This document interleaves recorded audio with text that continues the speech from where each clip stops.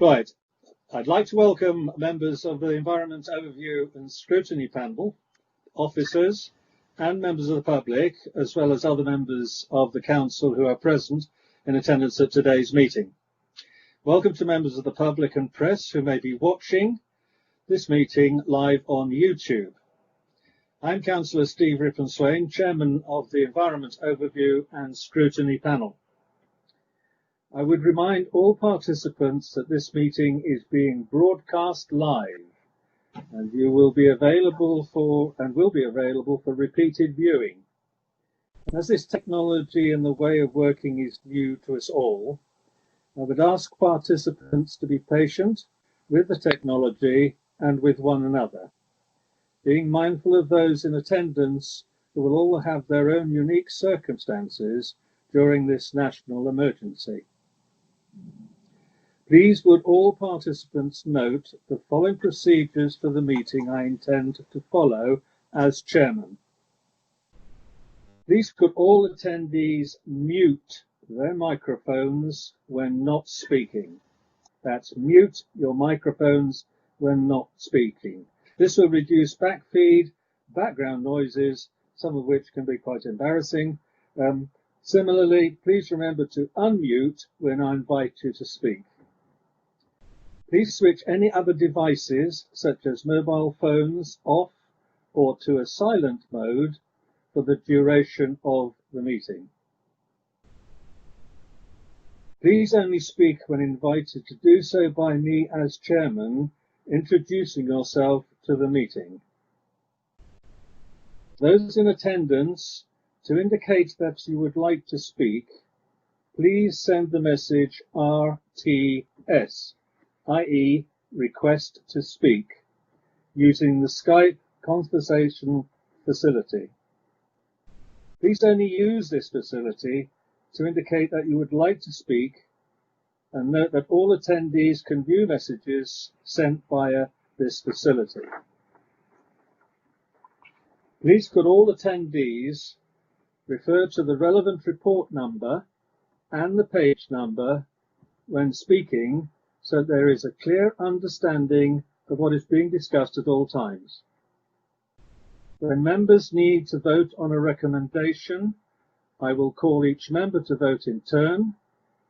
Please express your vote verbally with for or against or abstain. The recorded votes will not be reflected in the minutes of the meeting unless this is requested in accordance with normal procedures. In accordance with the new government regulations regarding virtual meetings and remote participation, all applicants must be able to hear and be heard by all in attendance. In the event of any technical problems, there will be a short adjournment to establish if the fault can be addressed. Please bear with us in these circumstances. If an individual loses connection, then the meeting can practically continue with a quorum. It will do so. The quorum is 5 members of the panel. And for the benefit of all participants and those viewing the meeting, I will now call the name of each member of the panel and ask them to identify themselves as being in attendance at the meeting. As I previously mentioned, I'm Councillor Steve Rippon-Swain, Chairman of the meeting. Can I call Councillor Anne Bellows?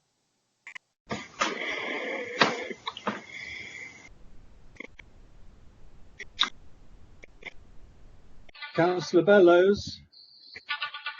I don't think she's present. Not present. Let's move on, see if she makes direct contact. Councillor Sue Benison? Yes, I'm present, Chairman. Councillor Jeff Blunden? Yes, thank you, Chairman. I'm present. Councillor Alan Glass? Chairman, present. Thank you. Councillor Andrew Gossage? Andrew Gossage is here. Thank you, Chairman. Thank you, Andrew. Councillor Stephanie Osborne? Good afternoon, Chairman. Yes, I'm present. Welcome. Thank you, Stephanie. Councillor Tony Ring. Present, Chairman. Thank you, Tony. Councillor Derek Tipp. Yes, present, Chairman. Thank you. Finally, Councillor Malcolm Wade. Yes, I'm present, Chairman. Thank you, Malcolm. Are there any other members of the council present? And please could they declare themselves.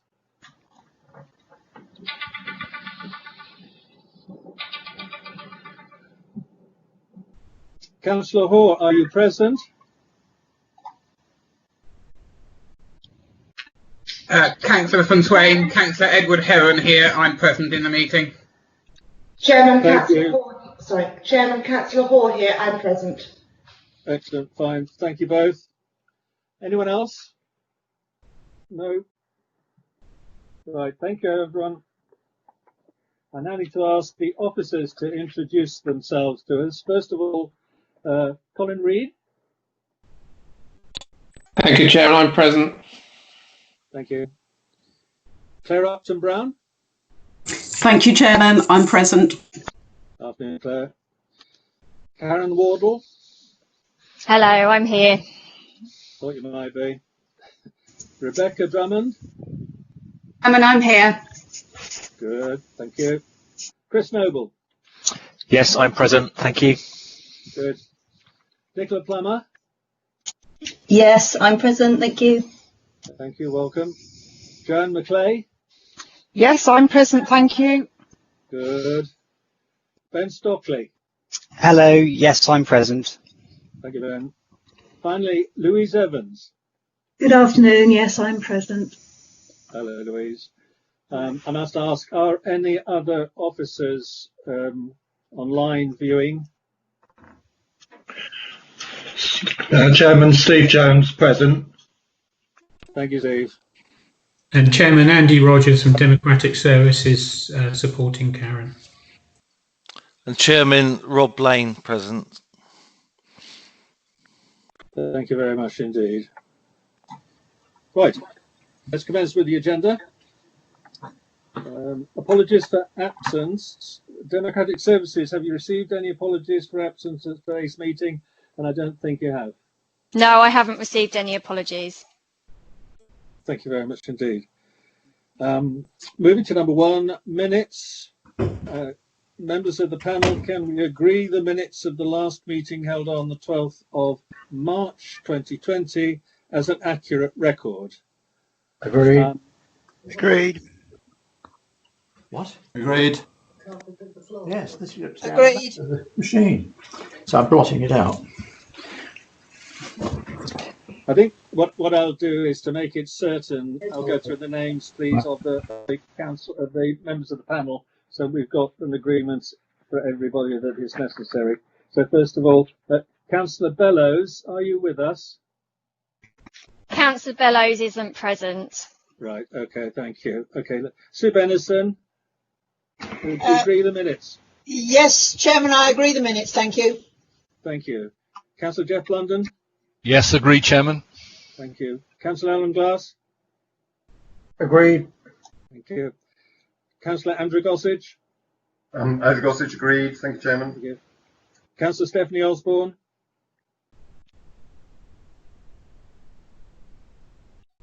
Agreed, yes. Thank you, Stephanie. Councillor Tony Ring. I agree, Chairman. Thank you. Thank you. Derek Tipp. Councillor Derek Tipp.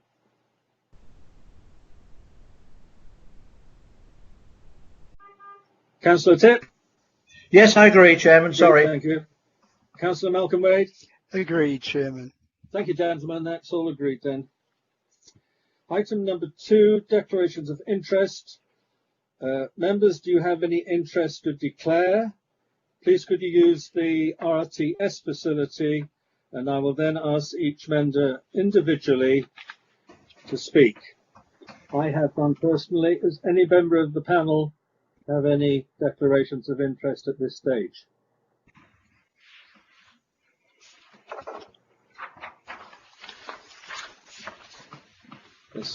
Right.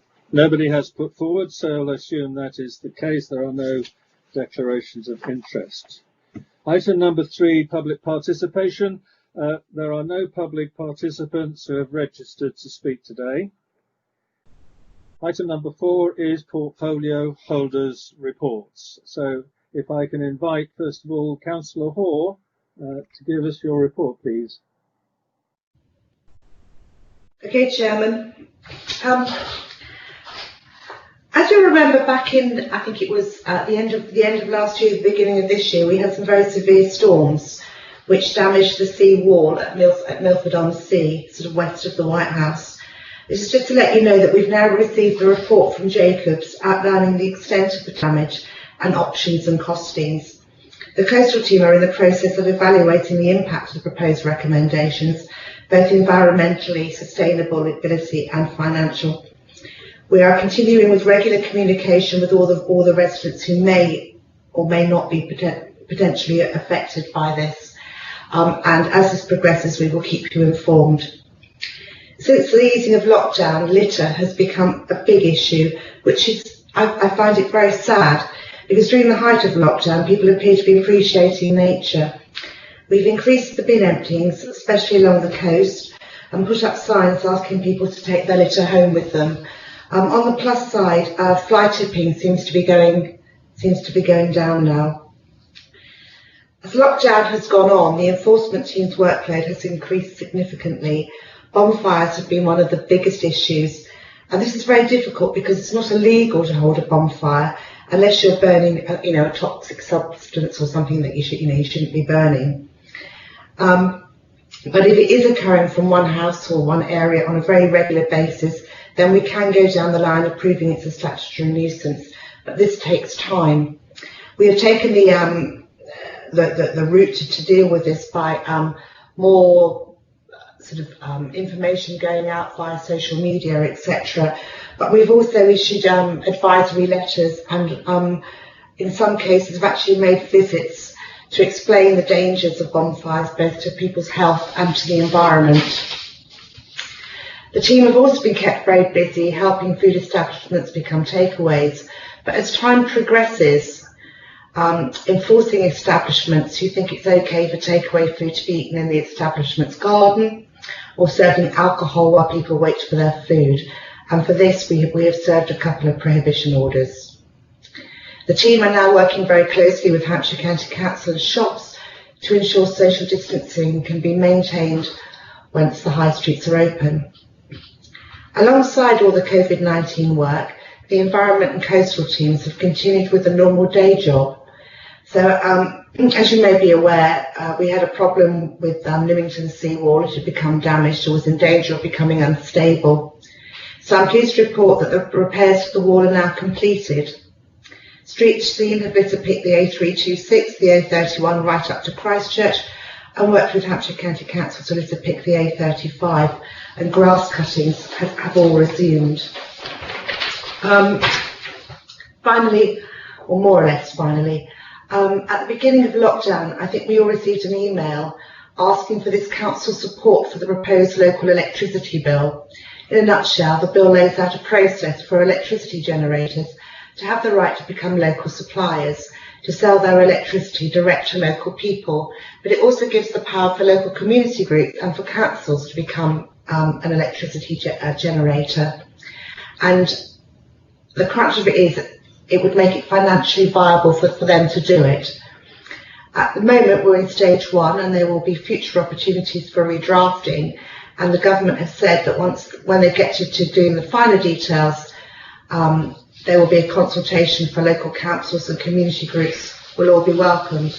And I just wanted to sort of let you know that when we all received, I think everybody received the letter, my view was if the bill was passed, it could provide future benefits for councils and their residents if they so decide to take up this opportunity.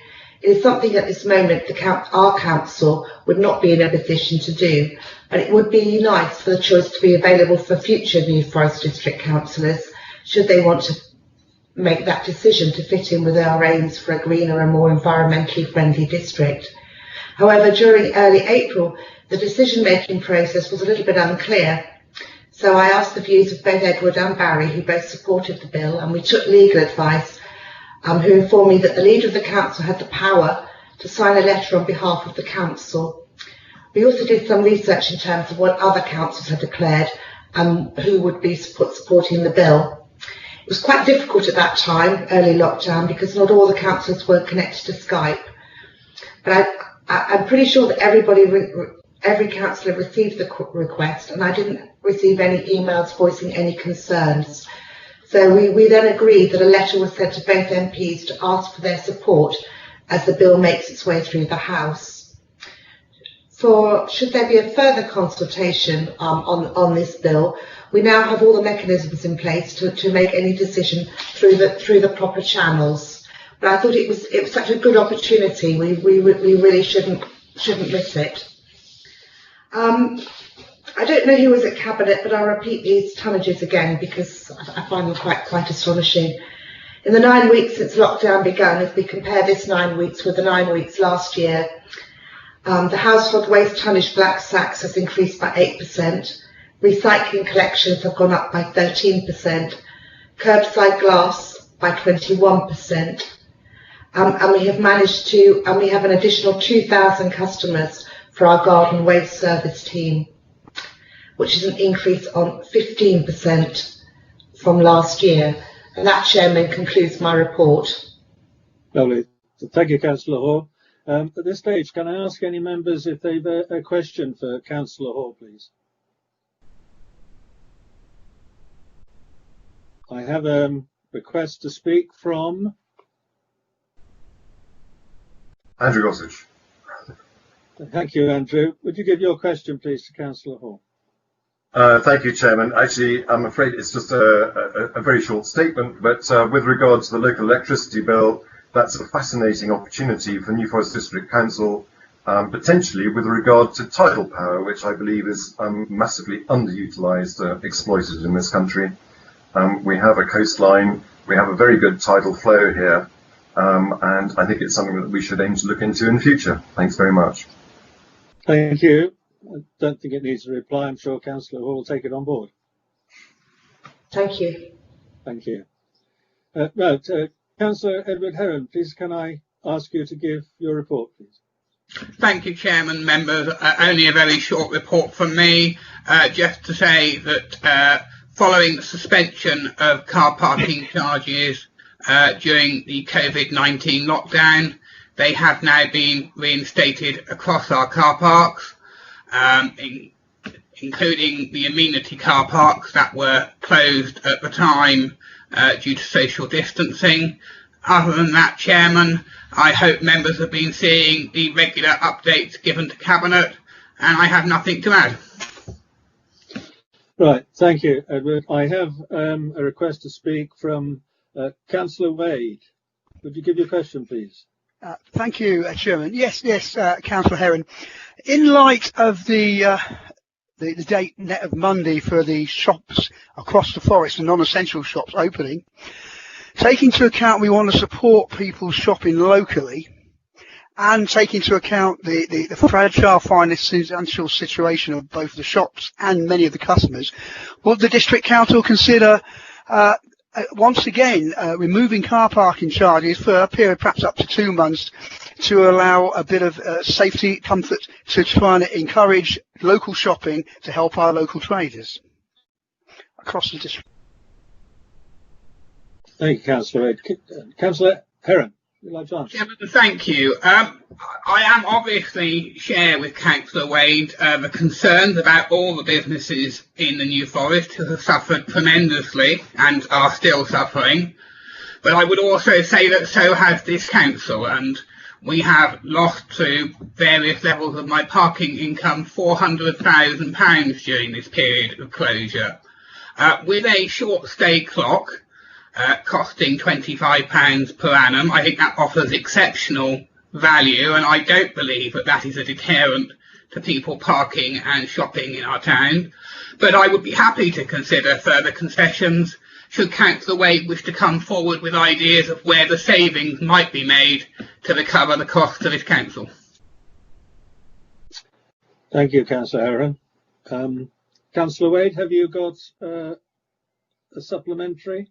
Yes, I have, Chairman, actually. It's very kind, thank you. I would like to ask Councillor Heron, what is the loss of income that another, say, 2 months' worth of free car parking charges would equate to across the district, so we can have a look where we can save it somewhere else? Chairman, I will leave that to Colin to answer, because I know how much it's been each month so far, but I don't know if Colin wants to comment on what we project another month to be. Colin, have you a word? Yeah, Chairman, the income that we would lose around car parking could be something around £100,000 a month in terms of money in the meter. But we've also would have the issue where a number of people have already prepaid for their clock, so we would have to look at how we would deal with that going forward as well. So there will be a loss of income twofold there. One is money through the meter. The secondly, it would be how we would deal with people who have already prepaid for their clocks going forward. Thank you, Colin. Councillor Wade, I think probably enough answer there. Probably further investigation is necessary. Okay, Chairman. Thank you, Chairman. Nothing I didn't expect to hear. We'll wait and see. Thank you. Moving on, I have got another request to speak from Alan Glass. Thank you. I wanted to speak on behalf of Edward, in support of Edward Heron. My walking is very limited, so I'd like to use a car park around where the shops are. And what I have found is the car park spaces around the shops are very limited. Therefore, if people pay and go away, that's better than leaving their car there all day, because then we have to queue in to get into the shops anyway. So I think the policy that we have at the moment is absolutely spot on. Thank you.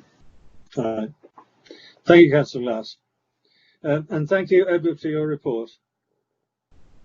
Right. Item number 5 on the agenda, COVID-19 Service Impact Update, a report from Colin Reid and Claire Upton-Brown to make a presentation, please. Thank you, Chairman. This will be a joint presentation from myself and from Claire. I'm just going to share my screen with you with regards to a PowerPoint. Here we go.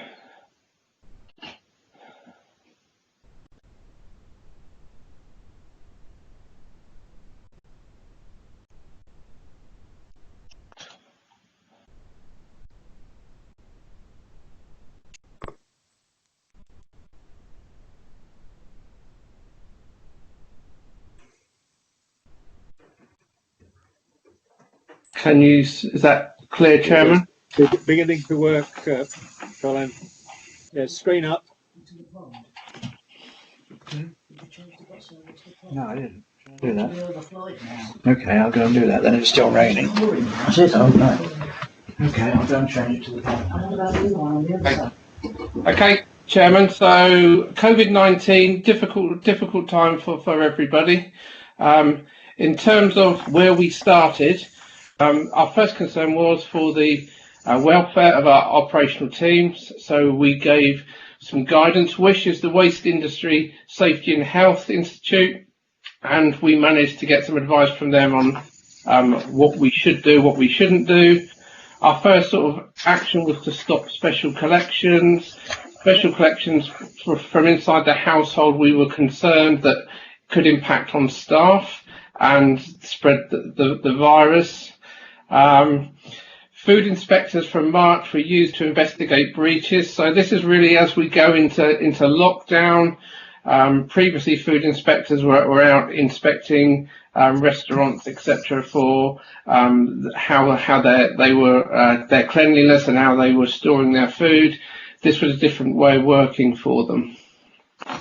And all of our office-based staff are working from home. That's a really good comment for our IT people, because all the people that support the frontline services, such as refuse, were able to work from home as normal. As of the 23rd of March, the instruction was we had to close all play areas. All play areas are still closed today, and we wait further guidance from central government in terms of how we do that reopening. We also decided to cancel 6,000 garden waste direct debits on the 24th of March. They were due to come out on the 1st of April, and if we'd allowed them to come out, it would have caused quite an issue in terms of having to pay this money back. So we decided that we would cancel the direct debits. These have now been reinstated as we move forward. And we also closed the public toilets, again following the guidance from central government.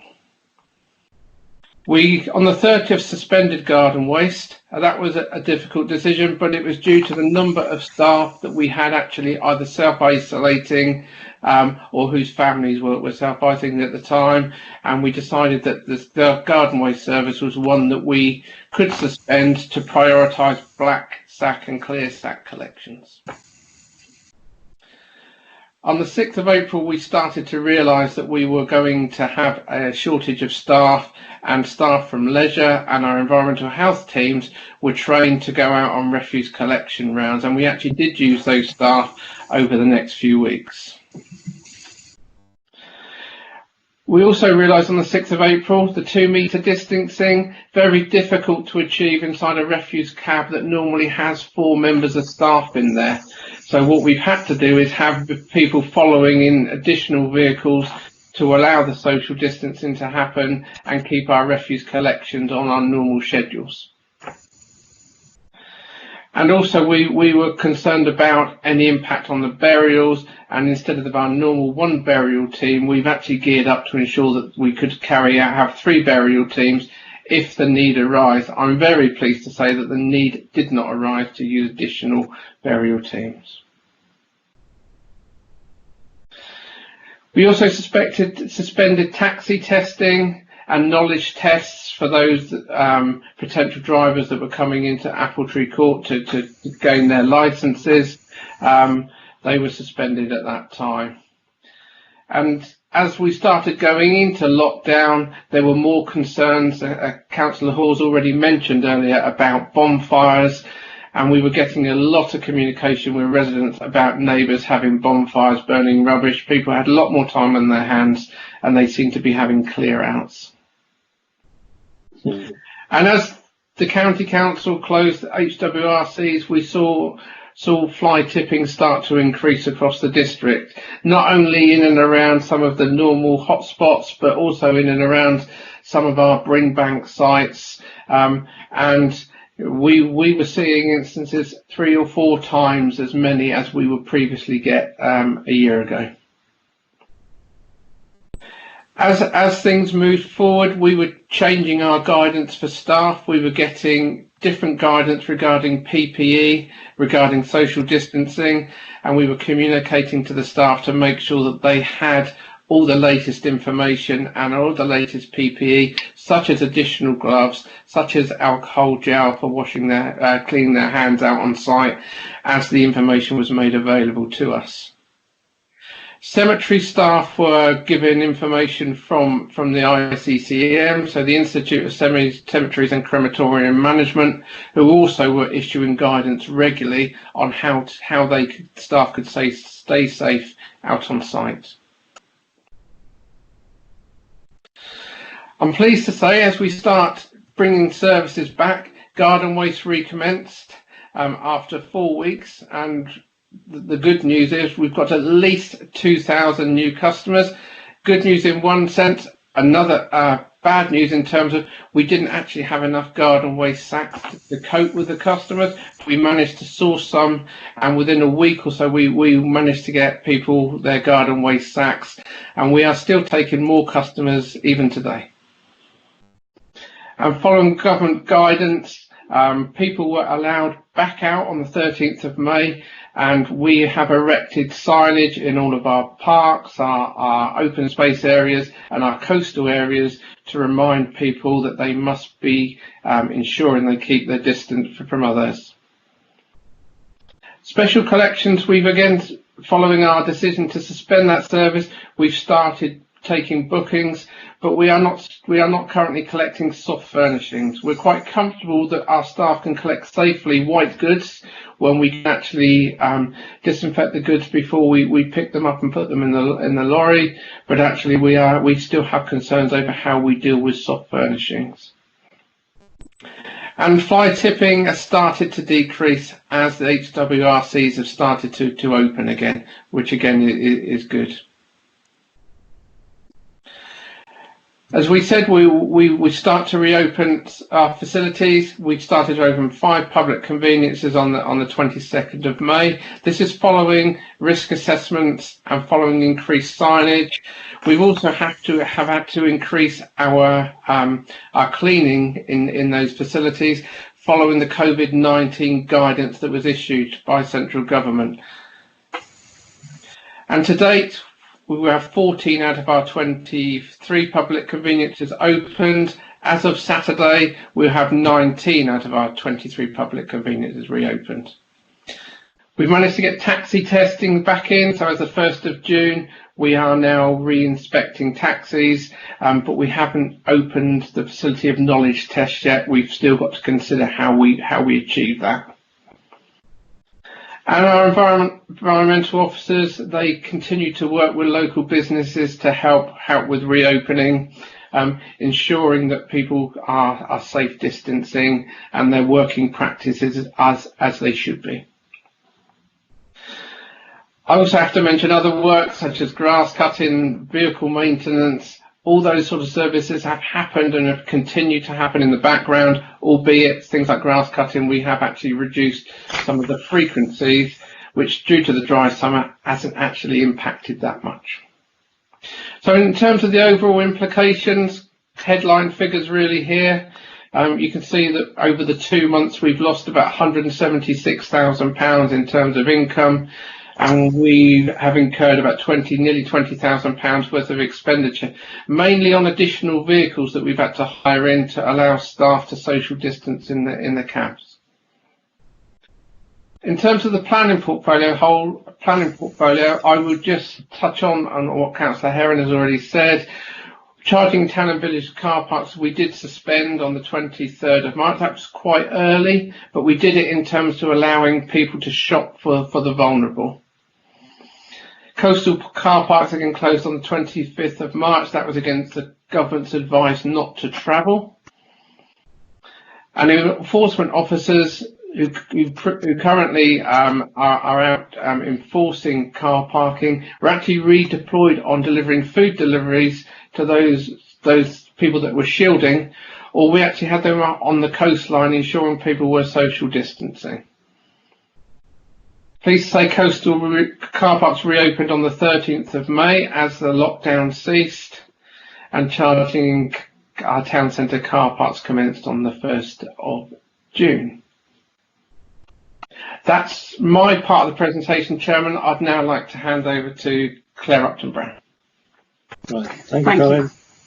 Thank you, Colin. So from the planning and building control element, from the 7th of March, the team started to plan for the event of the closure of Appletree Court and how they might continue to run the various elements of the service in the absence of having a presence in the office. On the 18th of March, a protocol was put in place which identified how these services would run, including site visits, but established that there was a need for presence within Appletree Court of the DM admin team, 2 members per day, and the building control admin team, 1 member per day. And this was to deal with post, printing and cash handling. This was put in place, and when the government lockdown was announced, officers had already started working from home.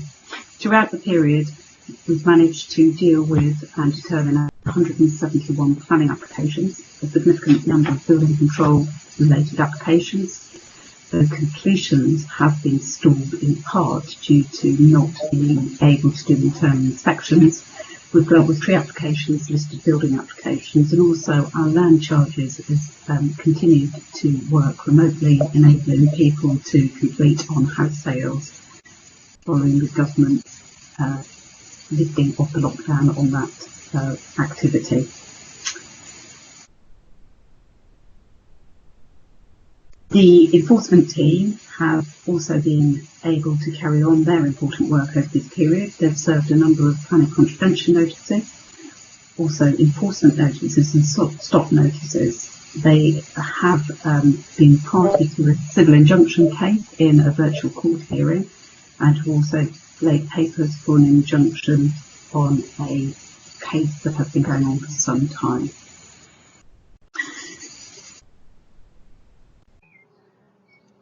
We have run 4 virtual planning committee meetings and enabled public speaking to happen in each of those meetings. I think to date, only a third of the planning authorities across the country have been able to run virtual planning meetings. And given the size of our planning committee, I think that's a real achievement in terms of the way the members have embraced that way of working. We've responded to a number of COVID-19 changes in legislation and put procedures in place and communicated with our developers on the impact of those changes to the way they work. But we've also, over the period, been working with the County Council, looking at temporary measures to improve cycling and walking across the district. And there's been quite a lot of work over the last couple of weeks to facilitate the reopening of the high streets on Monday. In terms of budget implications, I don't know, Colin, whether if I talk to the planning and building control side and to the parking, there has been a drop in income levels, as you would expect because of the lockdown. So we have had a drop in income levels across building land charges, building control and our planning and pre-app fees, though the drop hasn't been really significant as we first anticipated. Thank you. Thank you, Claire, and thank you, Colin. Very comprehensive, very full. I have a request to speak, first of all, from Councillor Tony Ring. Tony, would you give your question, please? Sorry, Chairman. My request came in because I had a blip and lost sight. I could still hear Colin and Claire, but it's all come back on now, so I'm free of that. I'm back with you. I didn't actually lose anything because I heard it all. Right. That was the only reason for my call. Okay, Tony, thank you. Thank all you. right. I've got a request to speak from Councillor Alan Glass. Alan. Thank you, Mr. Chairman. Question for Colin Reid. We've had, I personally, and I don't know how many other councillors, have had real problems with getting their computer updated to the current issue that we're running. Is there any way that I can bring a laptop in to have it updated so as I can get onto the New Forest District Council website? Daniel has done a great job and got my old desktop computer, huge great old machine, going so as I can get into these meetings, but I can't get onto the website at all, and I don't know how many other district councillors are affected in this way. And as chairman of the council at the moment, until we can meet again, I find this very, very difficult. Thank you. Colin, do you want to answer that? Otherwise, I would have thought that he needs to return to Daniel in ICT, doesn't he?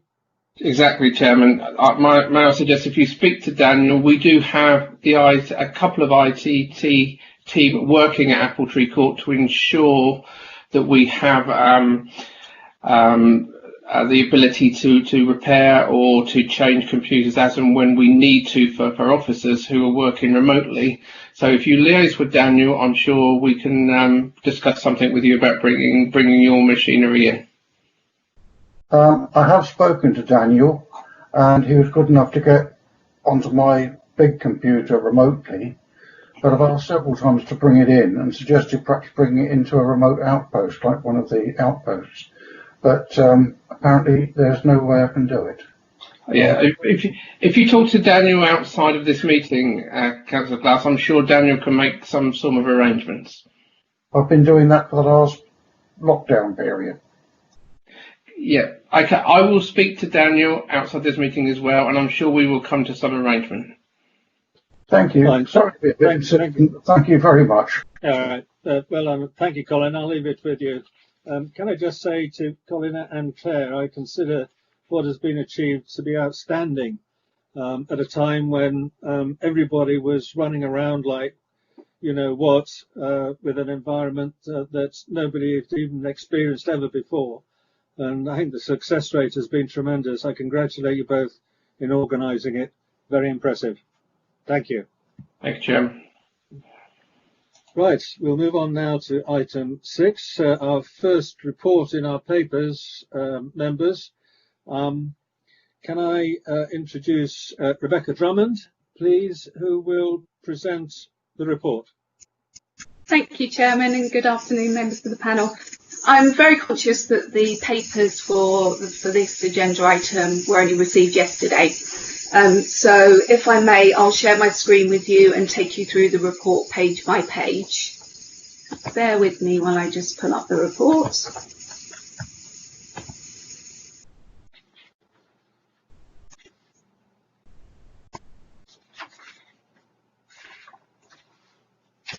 Okay, so the report presents the annual performance and provisional budget outturn position for the 2019-20 financial year. It asks the panel to note the updated position statement, and members will be familiar with the look and feel of the position statement, I'm sure. Note the development of the new performance framework, which we'll touch on. Note the provisional outturn of the general fund revenue and capital budgets for 2019-20. Note the provisional outturn of their housing and revenue account, that's not relevant for this particular panel, and provide feedback or comments back to Cabinet. So a couple of things that I've add in terms of the introduction of the report. So it's worthy of noting that this is a backward-looking report. So the limited references to COVID-19 as the impacts of the pandemic were only starting to be felt towards the end of the year. The other thing that's worth adding is that this is a transitional year between the old and the new corporate plan. So the new corporate plan's Community Matters, covering the period 2020 to 24, was only approved by Cabinet earlier this year. So this position statement sets out achievements by each portfolio rather than by priorities in the corporate plan. So the last financial monitoring report was presented to Cabinet in December. This paper details the year-end variations that have occurred since that update. If I move to Table 1. So Table 1 shows the revised budget for the year-end, showing a £632,000 budget increase for the General Fund.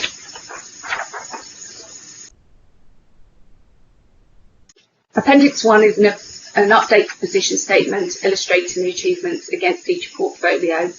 And while we're on performance, members of the panel will recall an item at the last meeting on the development of the performance management framework.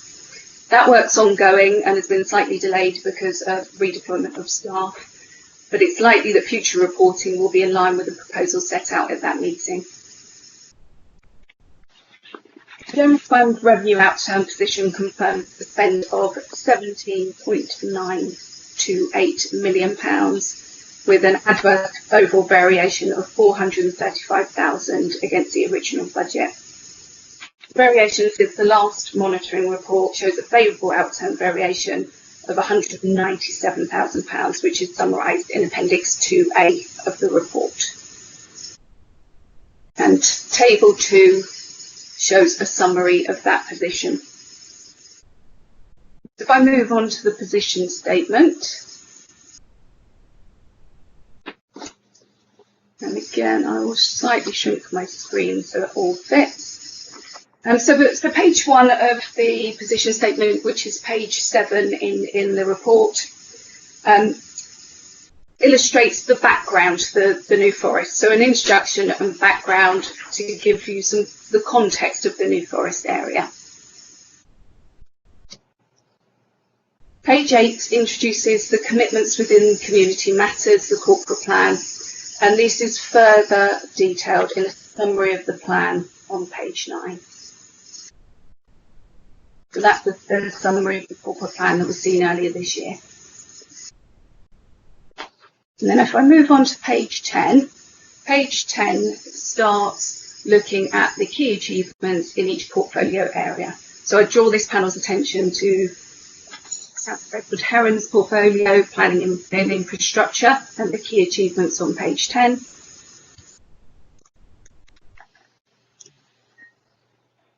And Councillor Alison Hawes' portfolio, environment and regulatory services on page 12. The rest of the position statement is an update on the previous year's document. So page 13 shows an update on financial planning and viability. Page 14 details the organisational leadership and governance structure, both the management structure and the democratic structure. Page 15 details some of the arrangements for the leadership of the New Forest as a place. And that shows the governance arrangements and also the partnership arrangements. Lastly, on the position statement, page 16 looks at some key performance measures. Now, these are key performance measures against portfolios, so I will draw your attention for this panel to completed high-risk food hygiene inspections, residual household waste per household, amount sent for reuse, recycling and composting, and the processing of major planning applications within 13 weeks. Again, as I touched on earlier, the development of the performance management framework was the more detailed performance information coming through to the panels more regularly. Then if I go on to Appendix 2, Appendix 2A provides further detail on the output for the General Fund and starts to detail the breakdown of the 197,000 per service area. Appendix 2B provides additional information on the capital programme, including rephasing. And Appendix 2C shows the housing revenue account, and as I said, that's less relevant for this particular panel. So I will stop sharing my screen, and I'm happy to take any questions on the report, as I'm sure of the other officers present. Right, thank you, Becky. At the moment, have I anybody who wishes to raise a question on this paper?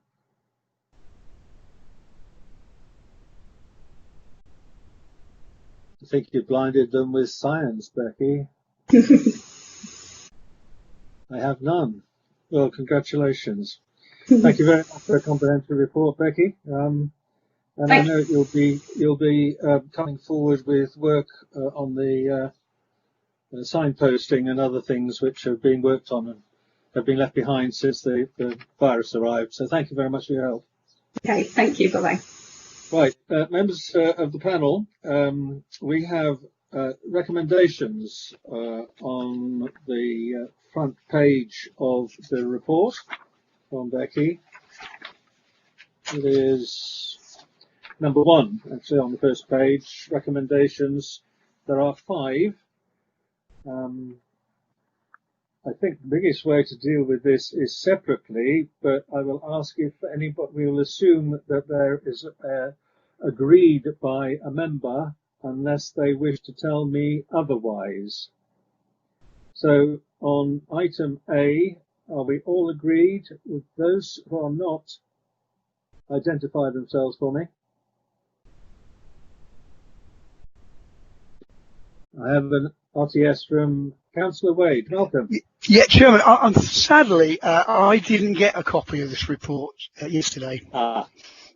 Right, so in all honesty, it is impossible for, that's why I haven't asked a question, right, for me to make an appropriate agreement or denial.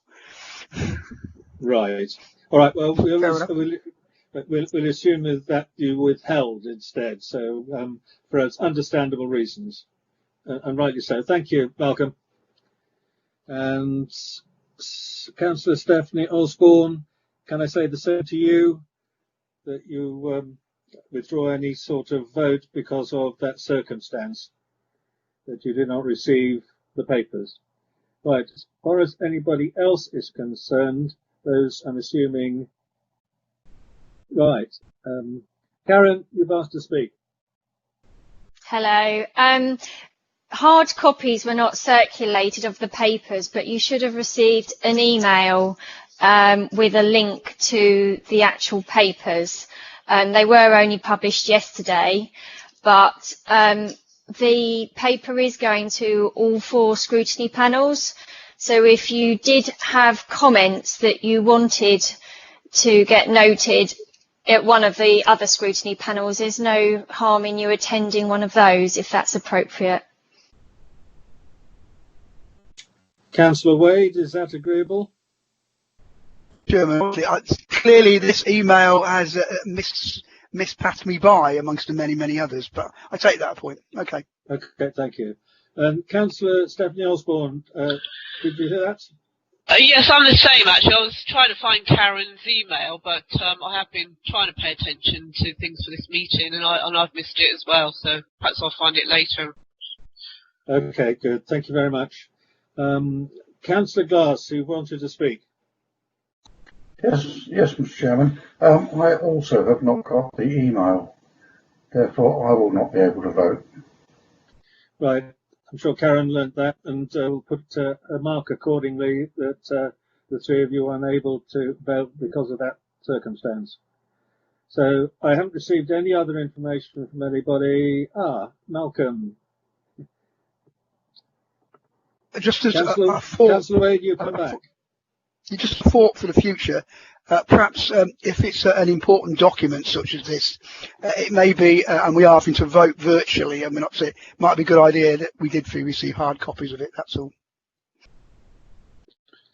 We'll take that on board, Malcolm. Thank you. Councillor Anne Bellows, you wanted to speak. Yes, I haven't seen that report either, so I won't be able to vote. Very well. Thank you. We'll note that. And Councillor Sue Benison.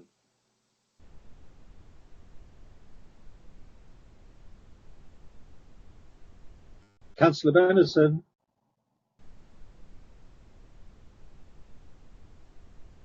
Request to speak, but unable to answer.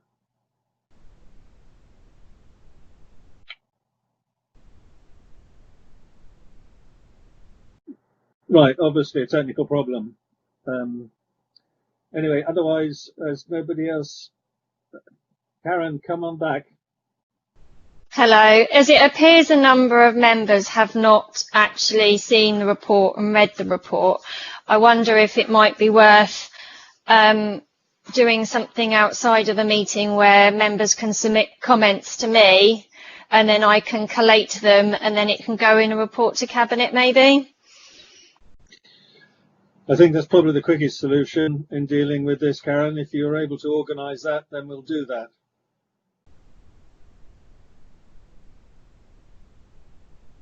Okay?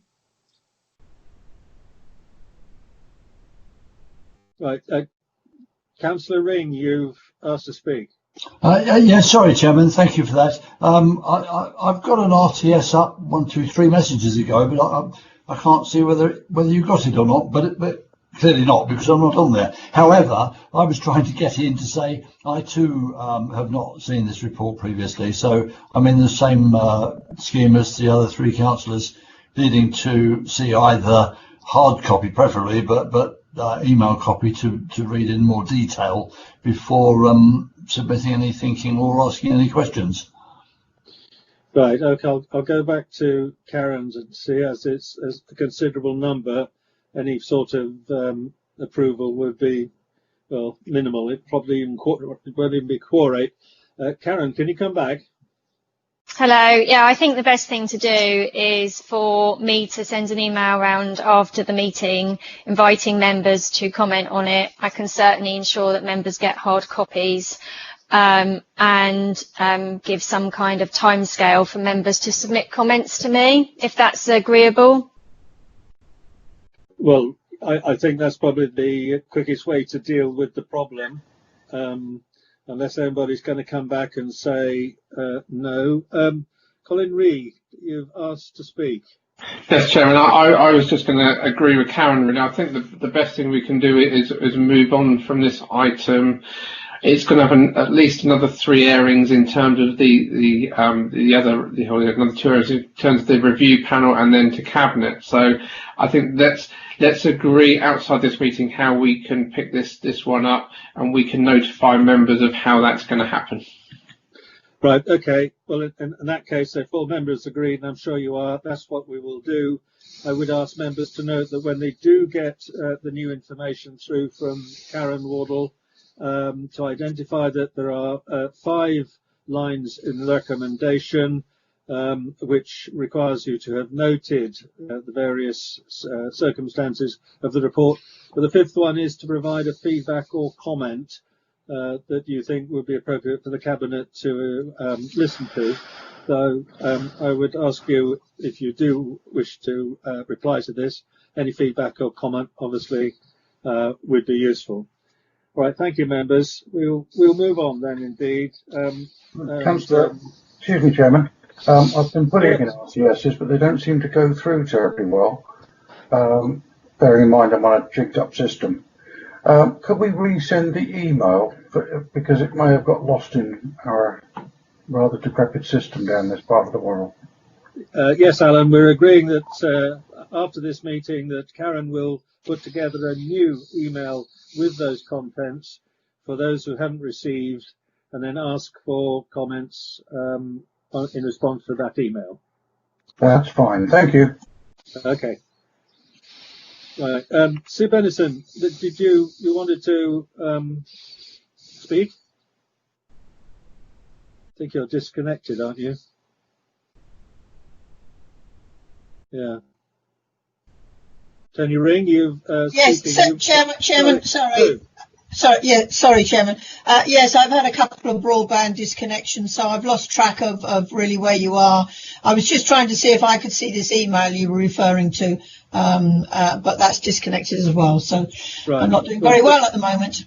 Don't worry about it. We're agreed that Karen will resend that email after this meeting to all those, well, in fact, all members of the panel again, because there's quite a number saying they haven't received it, and they will be asked for their comments to approve a note of what they've read and any feedback or anything else, and she will collate that for a Cabinet report. Okay, thank you, Chairman. Right, pleasure, Sue.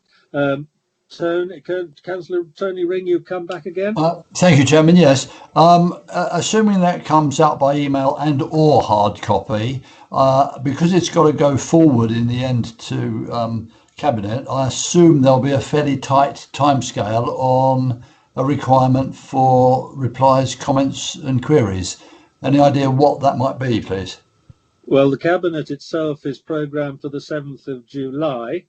And I would presume that a closing date for any reports would be a week beforehand. Karen, do you know different? Yeah, I'm not. I will give a date within the email, but this report will be going to the other 3 scrutiny panels, of which there is one on Tuesday, Wednesday and Thursday. So if I send an email out tomorrow, you will get at least a week, because the last one is next Thursday. So after that, we will be putting something together. Thank you very much.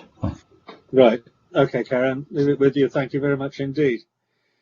Right, ladies and gentlemen, we'll then need to move on to item 7, please. Waste strategy update. And we've got Chris Noble and Nicola Plummer to give a presentation to the panel. So, Chris, over to you. Thank you, Chairman. A slight change to the bill. It's just going to be me this afternoon, but I shall try and cover off everything as best I can. And I am in the process of sharing my screen, which will hopefully work.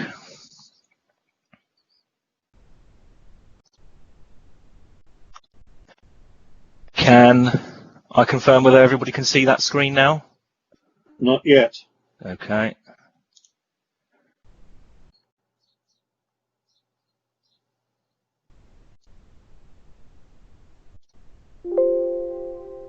Nothing yet? No, we're not getting your little white No. ring going round. Right, bear with me.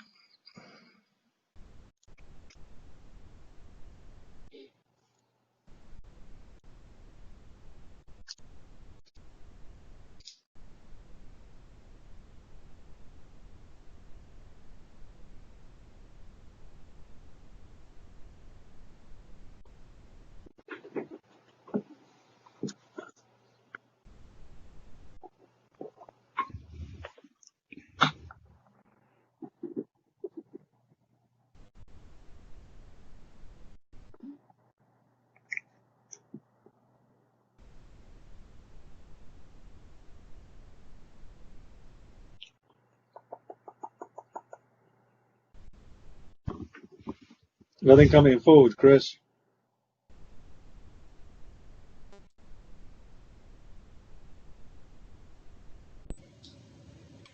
Chairman, we may have lost Chris. I think yes, we have lost him. Chairman, I think we've got a thunderstorm over Lymington at the moment. So whether the lightning taken out the connection, but can I suggest we move to the next item? I agree, Colin. Yes, that's what I was looking at, where we're going to have a look at the Food and Safety Service update, number 8. We'll come back to Chris if we can. So, Joanne McClay and Ben Stockley, who have a presentation for us. Okay, thank you, Chairman, and good afternoon, everyone. I just wanted to give a quick update and introduction on the Food Safety Service before I hand over to Ben. The Food and Safety team are a small team of 7 officers, and they're managed by Ben Stockley. And he will be talking through the report for you today and just highlighting some of the achievements of the team. The key roles of the service are to protect and improve the health of everyone across the district, and we do this in a very varied number of ways. The majority of these being making sure food is safe to eat, protecting employees' health and safety in the workplace, and also a number of licensing functions, licensing of caravan sites, animal welfare businesses, and also skin piercers. And obviously with the licensing provisions, we're ensuring they meet a set of standard conditions. So all the work that we do carry out is to meet our statutory requirements, and there's very few of the functions we provide that are discretionary. As you'll appreciate, and I think we've all touched on, the coronavirus pandemic has had a huge impact on the service and the way that we do actually work. And examples of this is that we've had new regulations introduced that have given the teams additional powers. We've taken a lot of time to assist businesses so that they can understand the new legislation and guidance, and we've got a lot of information on our website, and the officers have spent a lot of time answering enquiries and trying to give advice to businesses. And also, we've been making sure that we've assessed all the visits we've done recently to ensure that not only our staff are safe in visiting, but also that the business staff and their customers are safe. And finally, really, is the advice that we've been giving and the support to businesses who've wanted to change the services that they're actually providing so that they can continue to operate. So I think that's just a quick summary, but what I wanted to do was now hand over to Ben, who can talk through the report in a bit more detail. Thank you, Joe. Thank you. Thank you, Joe. Thank you, Chairman. Hello, members. As Joe said, what I'm going to do is to speak briefly to run through our work of the last year. Obviously, this is a largely backward-looking report. Most of the activities we carried out over the last year were prior to the COVID outbreak. I will touch upon that in a little bit more detail later, however. But as Joe said, we're responsible for a wide range of functions. One of our key pieces of work is the inspection of our food businesses to make sure that the food they provide to customers, either that is manufacturers or retailers or restaurants and cafes and the like, can produce safe food. And we've got over 1,800 businesses in the district. Of those 1,800, we don't need to inspect all of them each year because we inspect them on a risk-based basis, which means we reserve our inspections for those which pose the greatest risk. So these are the ones which maybe produce high-risk foods or those which are performing badly, and when we come across businesses that perform badly, then we focus a lot of our time and attention on them to get them up to speed.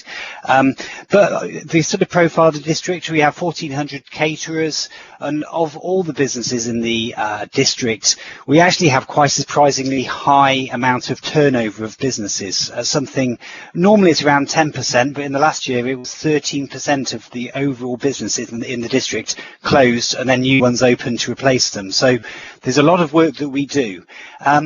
In terms of the inspections we carry out, we try, as I said, to do all of our high-risk inspections. Normally we're up around 98, 99 or 100% of the high-risk inspections. This year we achieved 93%, which is well, basically down to the fact that we couldn't inspect, unfortunately, some of the businesses which were forced to close due to the COVID outbreak. In addition to the high risk, we also obviously visit our D-rated, medium risk, if you like, premises, and we do what's called an alternative enforcement on our lower risk retailers and the like. I'm sure you're all aware of the food hygiene rating scheme, which is the sticker scheme that you see in restaurants, which give an indication of the standard of the business that you may be visiting as a consumer. And in the New Forest now, 98% of our businesses achieve a 3, a 4 or a 5 rating, which is a good rating or better, and that's a really good level for us. So, you know, the number of businesses overall in the entire district which are poor or very poor is only 22, 23, 24 businesses. So we have really good overall compliance with our businesses, and that's well, obviously due to the businesses themselves, but also due to the direction and the advice and the you know, the help we're trying to give to our businesses. In addition to obviously our food inspection work, we have a lot of inquiries from businesses, from consumers relating to food. We deal with a lot of allegations and reports of infectious disease and food poisoning. Just to give you some sort of a flavour of how many that is, it was around 800 food-related service requests in the past year, and that's just one aspect of our work. So there's a whole lot that we do. We also undertake quite a lot of sampling of our businesses to these would be largely our manufacturers, just to make sure they're doing that the food they produce is satisfactory to the consumer, and if there are any problems with our businesses and the food they produce, again we try to work with our businesses to seek compliance and to actually get those samples improved, which leads on to sort of the enforcement side of what we do. It's a graduated approach, our enforcement of food businesses. I'm probably saying quite a lot about the fact that we try to work with our businesses, and that really is our focus. But should a business perform badly for whatever reason, and we have to take enforcement action, we will do so. But I'm pleased to report in the past year, although we sent out several warning letters, we haven't needed to take any prosecutions of businesses in the last year, or indeed to serve simple cautions. But though we did serve almost 20 hygiene improvement notices on our businesses. So that's our food work. Just briefly to touch on some of the other work that we do. We're also responsible for workplace health and safety in the district. That's a responsibility shared between us and the health and safety executive. We don't routinely inspect our businesses, but instead we in a similar manner to which we do for food, we speak to businesses based upon the activities which they undertake, and we try to target our work on the businesses where the risk is the highest, or indeed that there's a history of accidents, for example. So we do a lot of work, project work, where we speak with our businesses, send them information, and do targeted visits to those particular businesses. In the last year, we did projects on some of our beauty establishments, riding establishments. We did quite a bit of work with event organisers in relation to large inflatable structures, because you may have seen in the news in the last few years, awful reports of accidents where some of these structures have blown away in high winds and things. So we had a role to play in making sure that event organisers and operators of this equipment knew how to do so safely. I spoke with various members not too long ago about animal welfare and the fact that the licensing regime changed just over a year ago. That the work is going really well in that area. In the last year, we've issued 105 new licenses on animal businesses. This would be riding establishments, home boarders, dog breeders, catteries, what else is pet shops, all sorts of different business types. And we also dealt with numerous service requests, either complaints from members of the public or indeed inquiries from businesses. Just to finish off, we also do a significant amount of work in relation to skin piercing premises in the district. These are people doing acupuncture, tattooing, body piercing, electrolysis and the like. And this is a very area of growth for us. A number of new businesses are springing up, particularly those doing semi-permanent skin colouring, and we've seen a lot of new applications. I think we had 14 new businesses set up and several new operators as well seeking to do that sort of work in the last year, all of whom need a visit from us, an inspection from us to make sure they can operate safely. And then just to conclude, we also are responsible for residential caravan site licensing. This is some 1,400 homes in the New Forest district, so it's a significant number of people, and we do a lot of work to make sure that the standards in which they live are satisfactory. A big piece of work, time consuming, and it's quite a contentious piece of work because there are some new caravan sites springing up in the district and it's quite political issue, so we do work quite closely with caravan site owners and members of the public. That's our looking back sort of report. Just looking forward, if you turn to pages 17 and 18 of the report, it's just a very brief summary of what we propose to do next year. We're a statutory service, and the majority of the work we do is required to be done by law and by codes of practice. So the work you'll see listed 1 to 10, you'll find is very similar to the work that we've done in the past year. But what I would say is that due to the COVID-19 outbreak, to some extent, all bets are off. I think it's fair to say that the way in which we do our job moving forward is going to be significantly different to the way in which we've done it. Not least, perhaps, because we simply don't have the resource, as things stand, to catch up, if you like, from those inspections that we've been unable to do so far. So we really are going to have to think carefully about how we can move forward to provide a really good service to our businesses and to make sure that consumers and the public in New Forest District are kept safe. I'll leave it at that, thank you, unless there are any questions. Okay, Ben, thank you very much indeed. Very comprehensive, and clearly the future is a daunting area to progress to, and catch up is going to be very much the word, with only about 8 people in your team, if I recall. A difficult time. Something completely independent, a message has come up on my screen. Fran, I'll deal with that after we've dealt with this item, if that's okay. And moving on, we have some requests to speak. First of all, Councillor Malcolm Wade.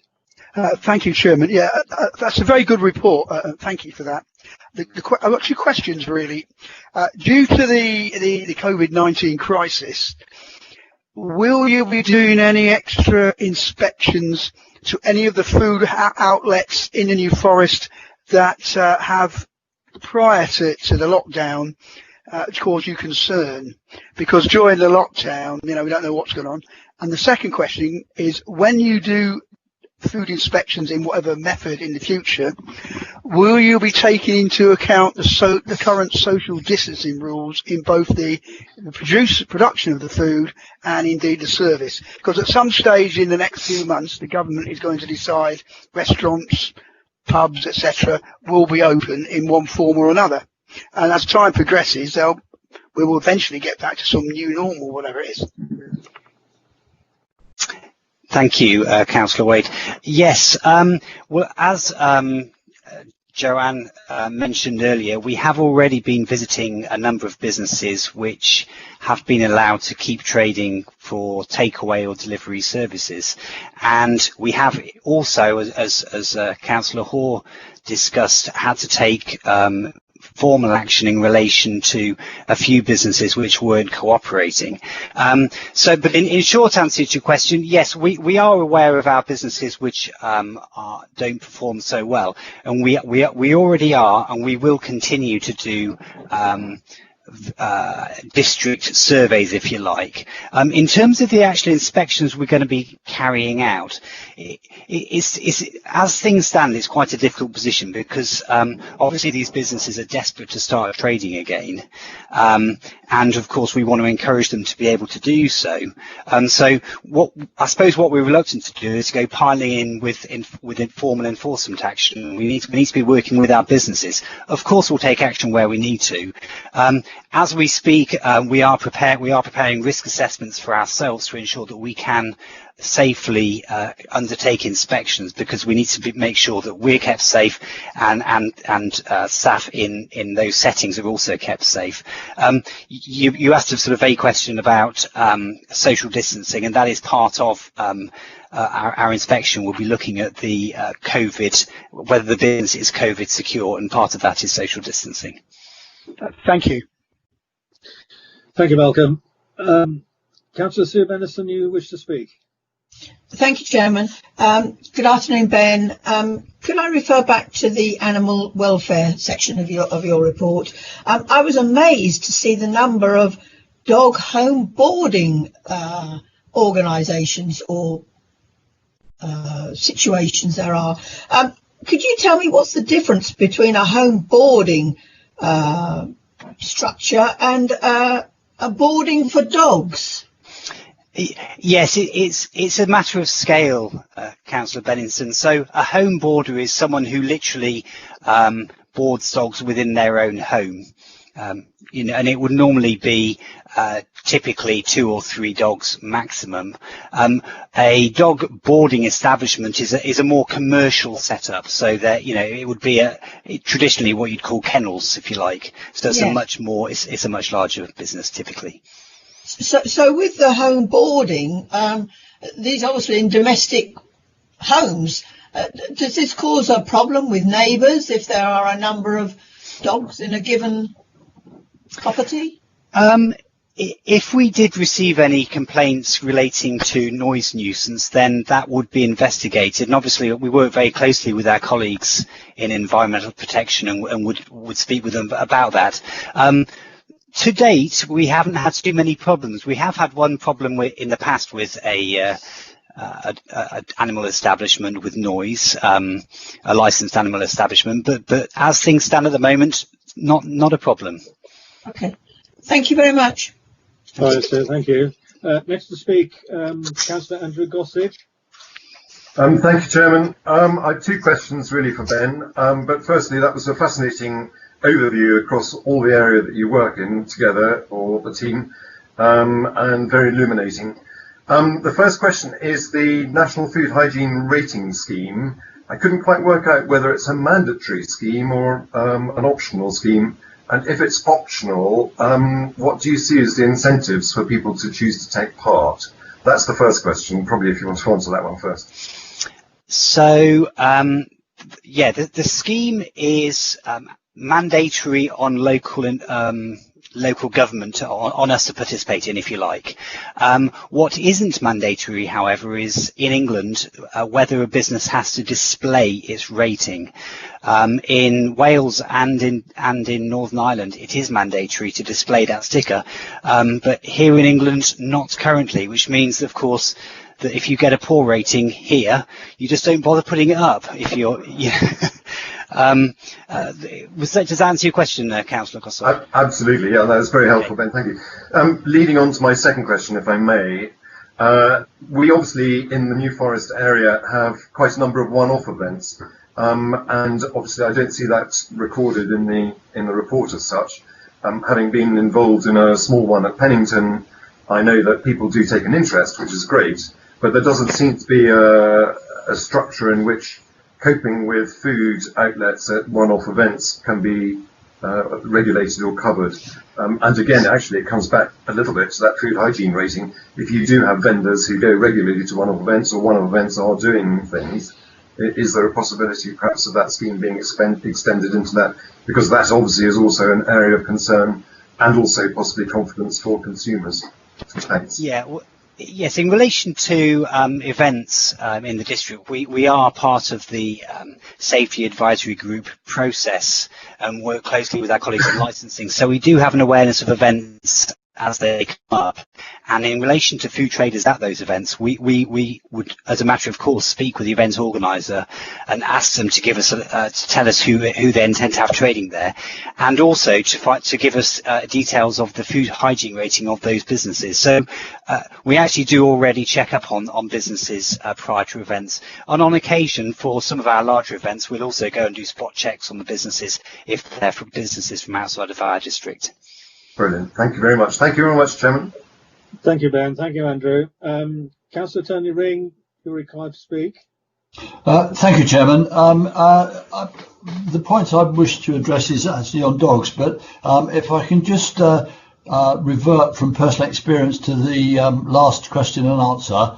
I am heavily involved in some fairly large one-off events, annual one-off events in Ringwood, and I can tell you from personal experience that NFDC is very diligent in checking and seeing that all is well and all is correct, and we all benefit from that, and it's a very good job, well done. However, my point really goes back to Sue Benison's issues. Within dog home boarding or dog daycare, do we pick up any dog walkers?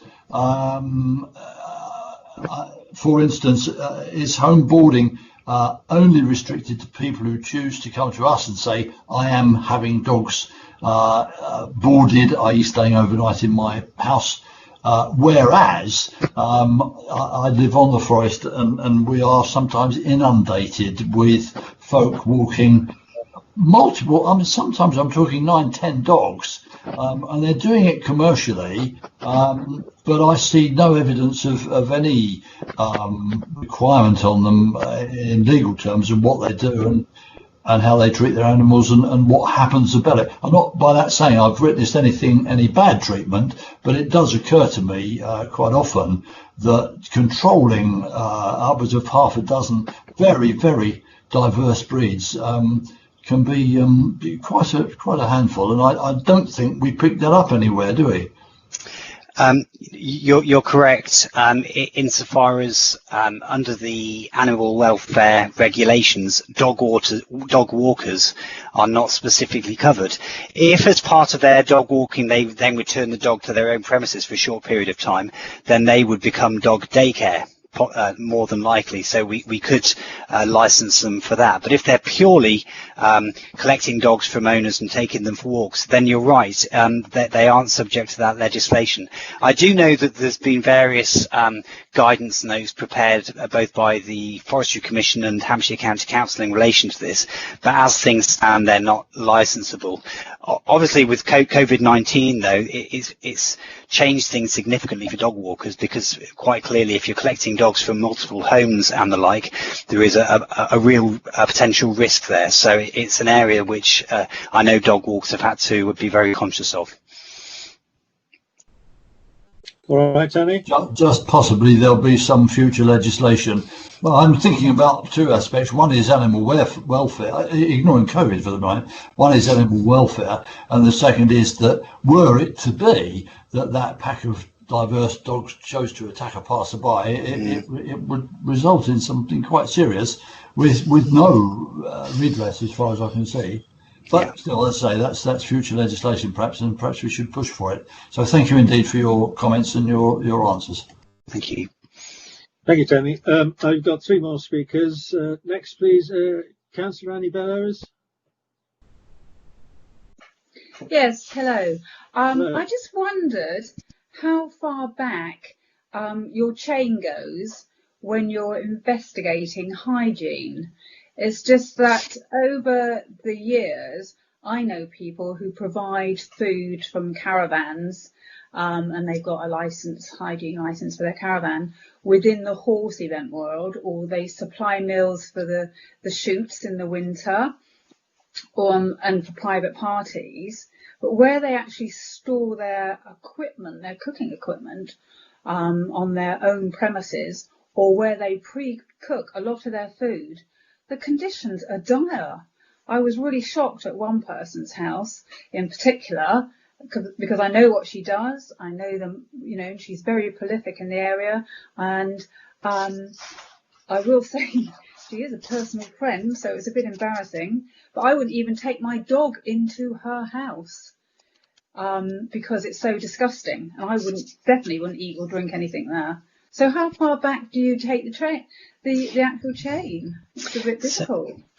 It can be. I mean, for a mobile trader, which is I think the sort of business you're describing, who may go to various different places, we would generally seek to inspect them where they are trading. Like you, I mean, I've seen equipment stored in a dusty old garage, and to some extent I don't mind that, as long as by the time they get it to site, it's been cleaned and sanitized and is ready for use. The kind of areas where we do have some problems, I suppose, are where we have, for example, some sort of social setting, maybe a lunch club where various individuals prepare food in their own homes, which they then bring to a community centre to be served up. And in those contexts, we can't go and inspect all 15 homes.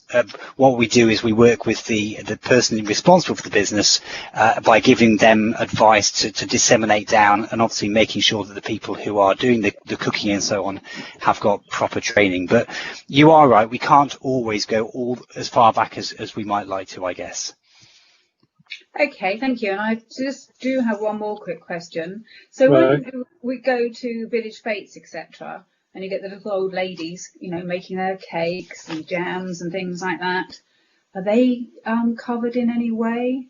Because often I think, oh, I don't fancy that because I don't know where it's been. Whether a business needs to register with us and therefore be subject to the legislation depends upon the sort of scale and frequency of what they're doing. If it is just one person making cakes very occasionally, they would fall entirely under the radar. And of course, there are hundreds of thousands of such people in the country, if not more. But if they have a degree of organisation, then they would fall under the legislation. And we have numerous cake makers registered with us who we speak with. Okay, thank you. Okay, thank you. Right. Thank you, Ben. Next up is Councillor Stephanie Osborne, please. Oh, thank you. Yes, I was interested, Ben, in this home borders situation. I've had several complaints since I've been on the council this year about different dog issues. First was, someone asked me to just come out and have a look while there were flies suddenly in their dining room. Realised that next door there were several dogs and the mess wasn't cleared up. So I tried to follow that up with Rachel Higgins, which was very interesting. She just said, that they've got to do diaries and take photos and spy on the people next door, that kind of thing. That wasn't the only one. There was 2 or 3 of those that people have complained to me with that. There was also dog barking, which Rachel Higgins did work with me and we actually cured. But going back to what Tony said about on the forest and the multiple dogs on hopefully lead sometimes. I've actually been in quite a difficult situation when I was with my grandchild. That a woman opened the car door and out flew 10 dogs all running up to the little 2-year-old toddler. When I said, can you just call them away? picked up the grandchild, etc. The woman was totally horrible and rude. I would be interested in knowing what is the license that they have to have for home boarding, and also, you know, that there are a lot of people out on the forest walking multiple dogs at the moment as a way of getting an income and business. So I also live, you know, very, very near to the forest like Tony, and it is a worry. I mean, a person with 1 or 2 dogs I can understand, but any more, it doesn't seem quite fair to use your privilege of being able to go on that forest with the livestock, etc. Yes, I mean, in terms of dog walkers, because it's not a licensable activity, there is no, the numbers, it generally isn't necessarily limited. There may be some limits elsewhere which I'm trying to think of, but I can't give you that number off the top of my head. And certainly the guidance produced is that people only walk a few animals, and obviously they need to be able to keep them under control, particularly, and they shouldn't ordinarily be let off the leash either. Well, I've had 2 friends one in the last 2 weeks, where their gun dog was actually, which is quite a valuable dog, was obviously a well-behaved dog, was attacked. It's ended up with like hundreds of pounds of damage done to it and vet bills. And the woman was out with 3 large, boisterous Labradors that attacked her dog. And when she started asking around, she realised this woman and her dogs has done quite a few other people's dogs damage. So I just feel like I would like to know where else we can complain to besides Rachel Higgins and ringing the dog warden. Is there more we can do so you can actually start to compile the figures? I know when I first came on the council, one of my questions to the full council was this, and I was totally reassured that there wasn't a problem, which, is not true, is it? I believe I know that the animal welfare team at Hampshire County Council are looking closely at the issue of dog walkers. I'm not sure whether there's in terms of whether there is anyone else you could report to. Certainly if you have concerns in relation to the welfare of an animal, then you can come to us directly as well.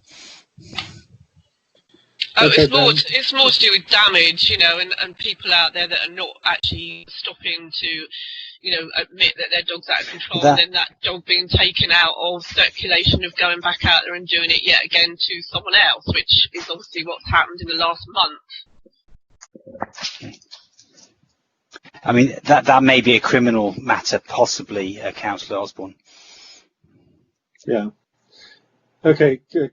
I think that's probably sufficient, Councillor Osborne. You obviously need to make further inquiries. I've got 2 more speakers at the moment. One is Sue Bennison, but first of all, Councillor Edward Heron, you wish to speak? Chairman, thank you for indulging me, and apologies for prolonging this topic of conversation. But I would urge those councillors who have concerns about commercial dog walking on the open forest to have a look at the minutes of the Verderers Court. I have been tackling Forestry England on this issue for a number of months now, because they, as the landowner, are responsible for deciding what commercial dog walking is commercial activities happen on their land, and how that may be controlled. Elsewhere on Crown lands and public lands, such activities are licensed, and thereby the operators have to abide by rules, have indemnity insurance and the like. On issues with dog attacks, the Forestry England do log any reports of dog attacks on other dogs, livestock or the like. It can also and should also be reported to our dog warden service, and if there is any injury to a person rather than a dog, then that should also be reported to the police. Thank you, Chairman. Oh, thanks for your help, Edward. Councillor Sue Bennison. Thank you, Chairman. Yes, I was just going to come back with a comment both to Councillor Ring and Councillor Osborne on this number of dogs being walked by a single person on the open forest. If I just put my national park hat on for a moment, this is something that the park have been wrestling with, this challenge of of if there's anything they can do to encourage people not to walk huge numbers of dogs, and certainly those dogs being out of control, i.e. Not on a lead.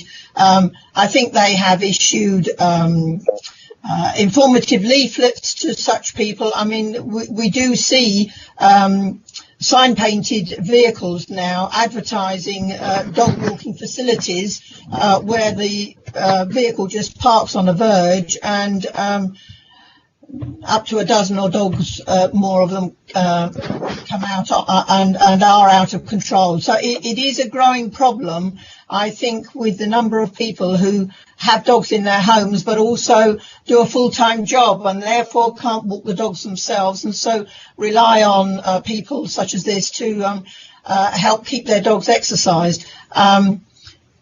I think where you have instances where animals have been injured, you need to report it to the correct place, and perhaps even contact the national park and advise them. Perhaps it might bring some more pressure to try and do something to curb the numbers of dogs being walked by a single person on the open forest.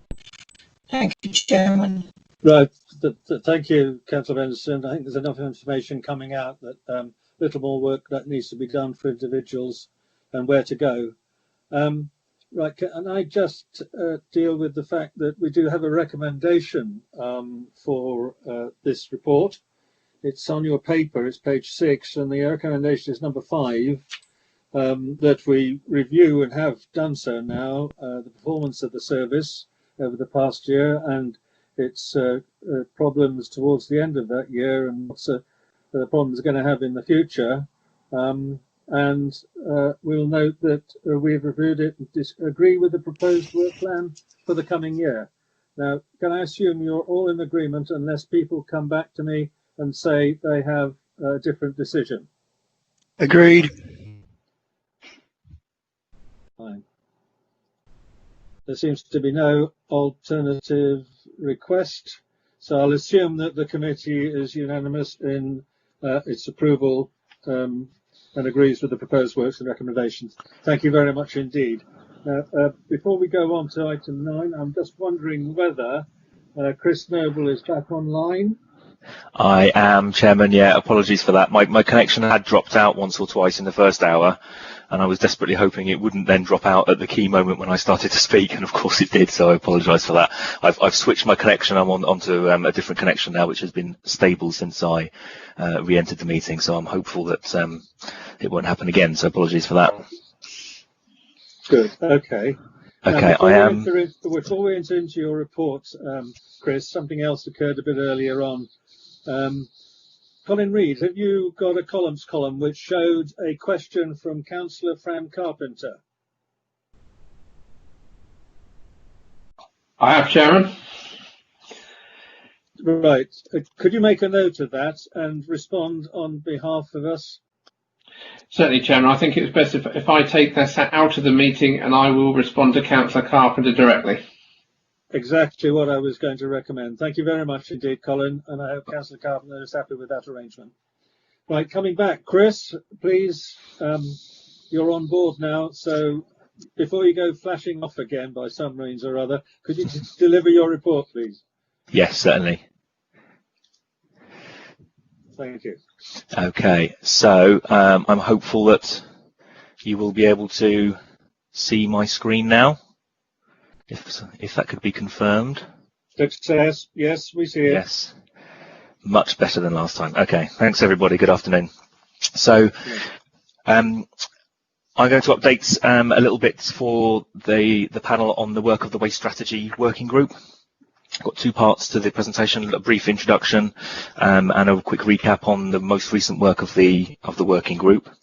And then second part is to deliver some results of a resident survey which we carried out earlier this year, which you may recall we did talk about at a previous panel, which was carried out in January and February of this year. So in terms of the waste working group, the waste strategy working group, The group's met regularly now since autumn last year, and I did update at the last panel on some of the work we've been doing, such as site visits, looking at case studies and benchmarking, data analysis, and really getting ourselves up to speed with the latest position in terms of the waste service and some of the potential options for the service. And I think this is probably a high-level summary of stuff that the working group now knows. So we know, because of what central government are telling us, that in the future separate food waste collections are likely to be mandatory. The Environment Bill, which was released earlier this year, did have that within it, said that food waste collections for local authorities would be mandatory. There is some uncertainty around other national developments. You may recall we have discussed previously as well a deposit return scheme, which is a method of taking drinks containers back to the supermarket to get so that consumers can get a deposit back to encourage recycling. Whilst government have said they will introduce that in the future, the exact nature of that and the timing of that is yet to be decided. And consultations that were due to be carried out this summer, we believe, are likely to be delayed until possibly early next calendar year. So it may be a while before we get any more certainty around that particular issue. We also know that there will be changes at county council level in terms of our relationship with the county council as the disposal authority, in terms of, for example, the money that the council currently receives from sale of its dry recycling, so its paper, card, cans, and the like. We also have a good idea now as a working group about what a high-performing service is and what one of those looks like in terms of the recycling rate. The high-performing authorities sort of across the country that have higher recycling rates, up in the sort of around the 60% recycling rate mark, they have most of these bullet points effectively that you see in front of you. So they have separate food waste collection. They tend to be alternate week collection with some sort of bin system. They have a wide range of dry recyclables collected. They have an attractive garden waste scheme that encourages people to participate in that service. And obviously they invest in communications and behaviour change as well. And we also now have some information on the views of our residents, which I shall come back to in part 2 of the presentation. In February, we ran a workshop for the member working group with the aid of Wood Consultancy. Wood helped us out last year doing some modelling of our collection service. So they looked at our current collection service and identified some areas of improvement, and they also began to model some future service designs, so different ways of collecting waste and recycling in the future. And the workshop itself was aimed at identifying the member priorities for the future service design. So on the left there, you can see some of the sort of things we were talking about in that workshop. So, for example, under environmental, we considered things like carbon impact, recycling rate. Under economic, we talked about things like the cost of the service, income, and the other sort of economic factors. So those are the kind of things we talked about. And then we came up with some priorities for future service design. And I've put the high and medium sort of priorities on the list there. So things like the recycling rate, the impact upon carbon, making sure we're aligned with current and future legislation, and trying to maintain some of that high customer satisfaction that we have were identified as the key priorities for the future service design. So the working group will take those forward now as we go through to sort of the next stages and bear those priorities in mind when we're looking to design the new service.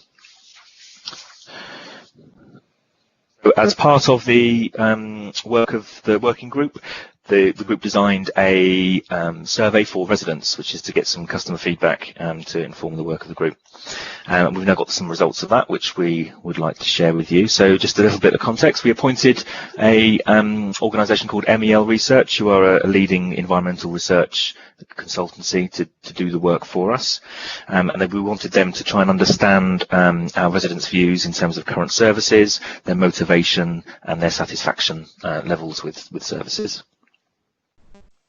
Just in terms of how we went about the survey, we had 2 approaches shown on the slide there. So we carried out a doorstep survey, which was just under 1,200 properties.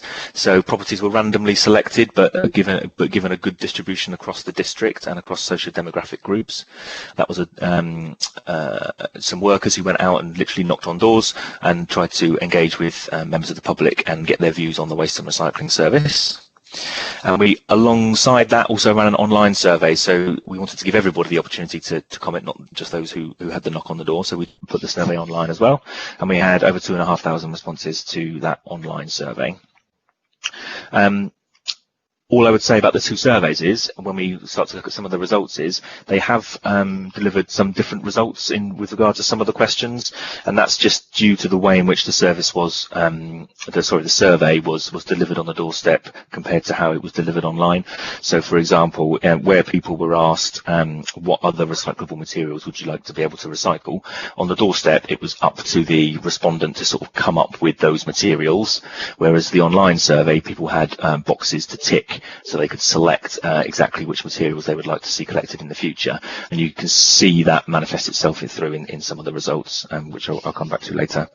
In terms of confidence level, so how much confidence can we have in the results of this survey? Yes, 4,000 or just over 4,000 responses is a good level of return. We clearly have a lot more people than that in the district.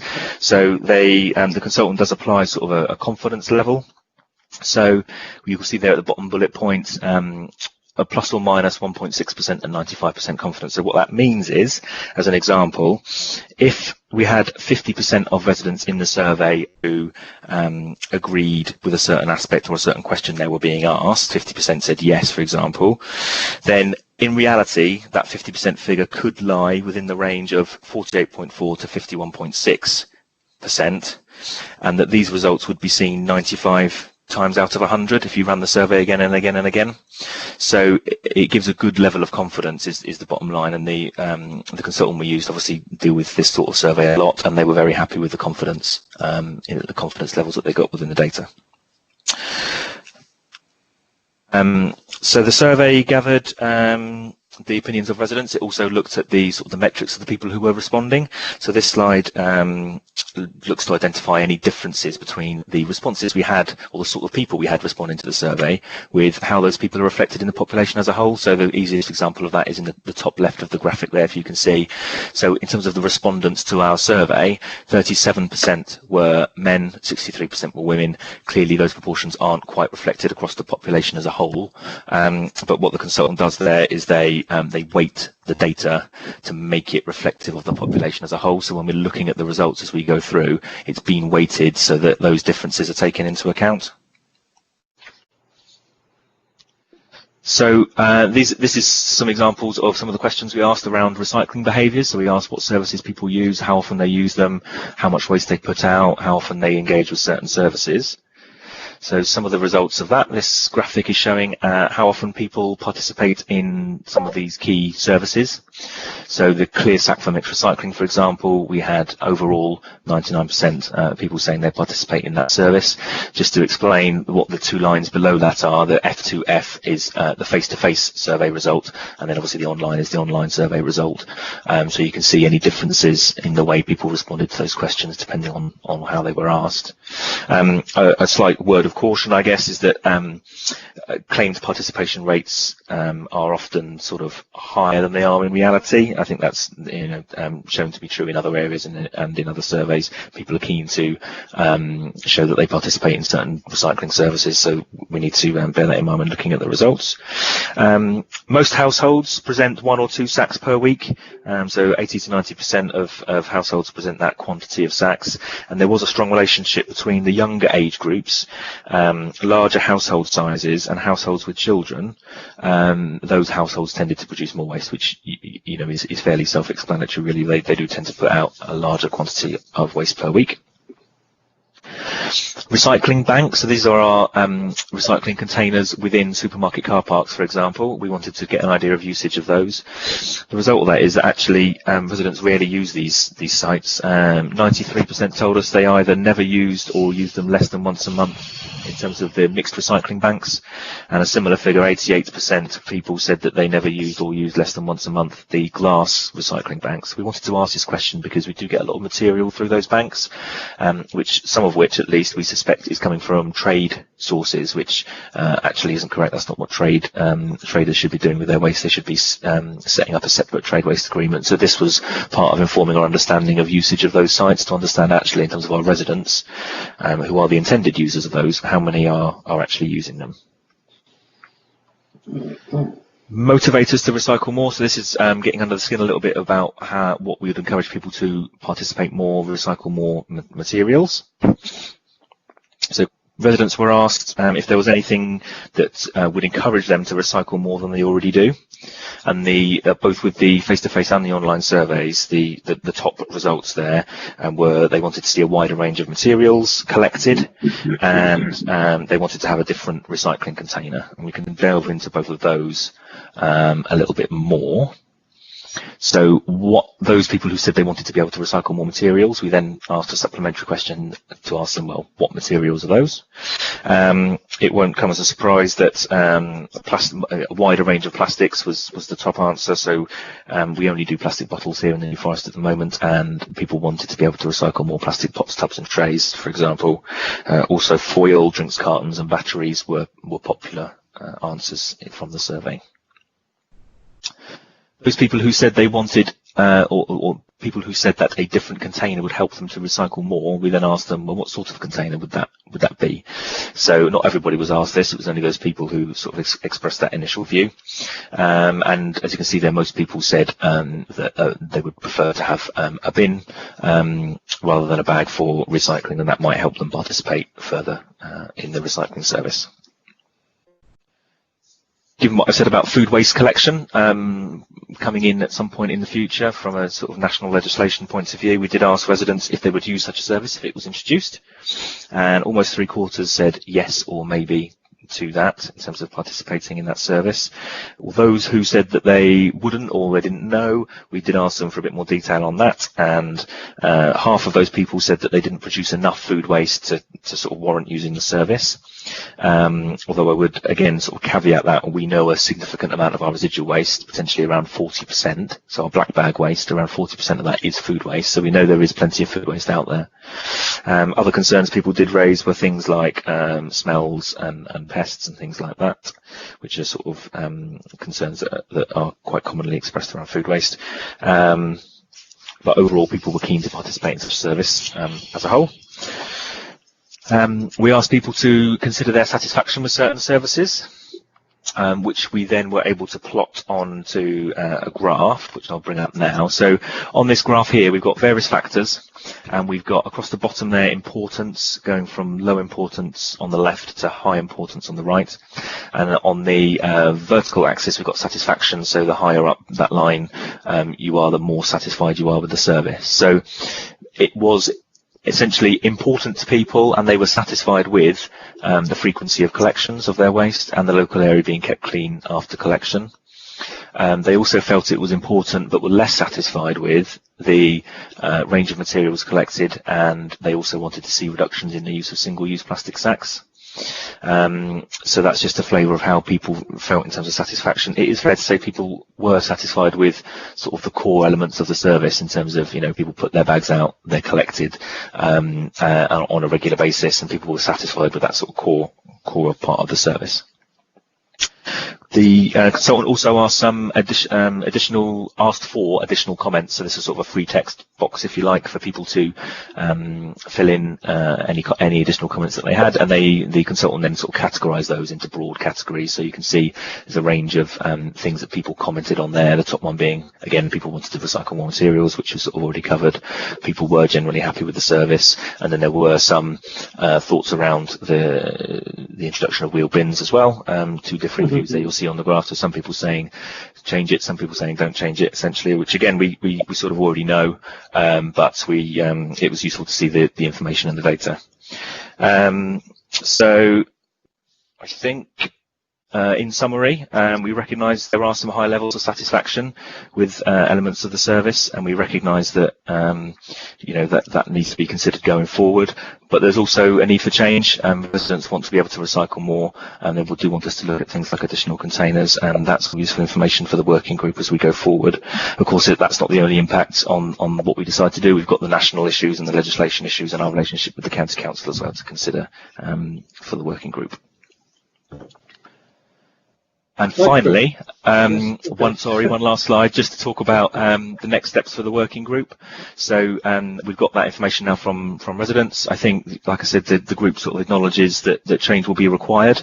And what we need to do next, so the waste working group meets again next week, and very much on our agenda there is how we move this forward through the sort of decision making and arriving at a view on what our future waste service should look like.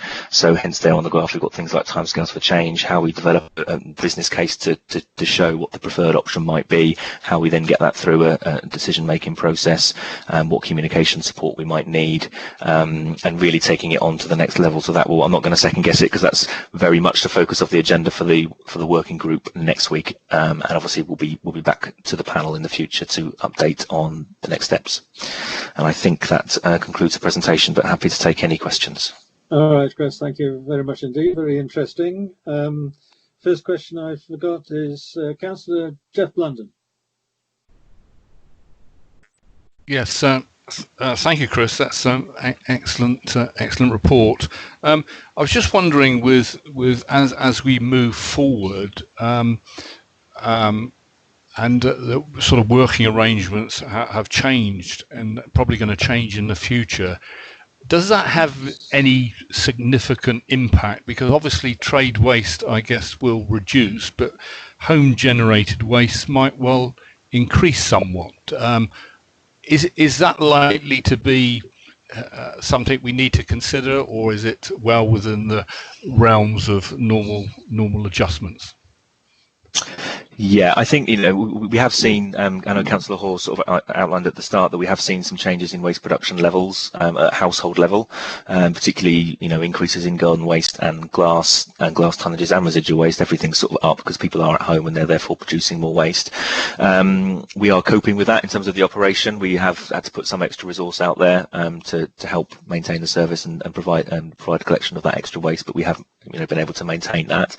And I guess in terms of future service design, it's just about coming up with future services that are flexible and that can deal with that kind of variation in waste. Another example we need to bear in mind for the future is if a deposit return scheme were to come into place in the future, a lot of people will start suddenly taking their drinks containers back to the supermarket rather than sort of providing them through our collection service. So whatever we provide going forward, we'll have to sort of accept that waste tonnage levels might quite significantly change in the future, and we'll just need to, I think, have that flexibility built into the future service. Yeah, good. Okay, thank you. Thanks, Jeff. Thanks, Chris. I've got a question from Councillor Alan Glass, please. Thank you, Mr. Chairman. Just the food waste, is that only food that is still edible, or is it food that standing in the back of the fridge about 3 years out of date? That would be any food waste, yeah. So we tend to categorise food waste as being avoidable or unavoidable. So unavoidable food waste is something like a banana skin, because you wouldn't eat that. It's the natural waste of eating the banana. And then we have what we call avoidable food waste, which is something that could have been eaten. So those things at the back of the fridge that you just mentioned could have been eaten, but haven't been and now need to be disposed of. So we would take both types of food waste in such a service if it were to be introduced in the future. All right, Alan. Thank you. Thank you. Karen? You came on. Sorry, I've got two questions. Karen, can I go through those first, please? Sorry, I didn't know I'd come on. Your name came up. No matter. Excuse that. Sorry about that. Councillor Stephanie Osborne, you're required to speak. Oh yes, hello. I just feel that we're going in a strange way here. I feel like people ought to be more responsible for their food waste, not buying too much food or using it up. Also, the composting. What happened to the days when we were issuing compost bins to everybody and expecting them to do their own composting to a certain degree? And also from the outing we had to see about recycling, composting, etc. I thought the composting venue was most interesting, but we need them more in our local areas. Each area should have a composting station so people can actually take their waste. I know it's now a new popular income for the NFDC, but that is what I've been hearing from people, was that they would really rather take their their garden waste, and we live in an area where it generates a lot of garden waste. But food waste, I'm quite disappointed actually that that's being encouraged to be another service. I've heard that Romsey Council are having their residents in mass requesting these wheelie bins be collected back as well. People don't want them, so will we have a choice about having a wheelie bin or not? Okay, well, no decisions have been made by the working group about the future service in terms of containers or frequency. That's sort of the next phase of the project where we need to start considering that kind of thing. But certainly, no decision's been made that we need to introduce wheelie bins. But with regard to the food waste, I think the thing to remember is that, as I mentioned earlier, around 40% of our residual waste is food waste. It's a really significant proportion. Yes, we would prefer people to compost it at home. Not everybody can, and actually not all food waste can be composted at home, because if food waste collection tends to include cooked and uncooked plate scrapings and all that kind of stuff as well, which can't really be composted at home. So that doesn't necessarily capture all of the food waste. Interestingly, we have had, I haven't got the exact figures to hand, I'm afraid, but I know that we have had an increase in requests for home compost bins in the last couple of months, because obviously people have been at home, people haven't had access to the household waste recycling centres for the last couple of months, so people have started to compost more at home. But what people tend to do with those compost bins at home is use them primarily for garden waste rather than food waste. That's sort of what the results and the surveys show, that people tend to use them for garden waste. So if you want to capture more material and really boost the recycling performance and divert waste from being burnt, then generally speaking a food waste sort of collection service will give you the best chance of doing that. And the final point I would add is that this is being proposed from central government as being a mandatory service for local authorities to provide. So whilst yes, we are sort of discussing the hows and whens, it does seem like that's going to be a legislative requirement for us going forward. Okay, thank you, Chris. Last questioner is Councillor Sue Bennison, please.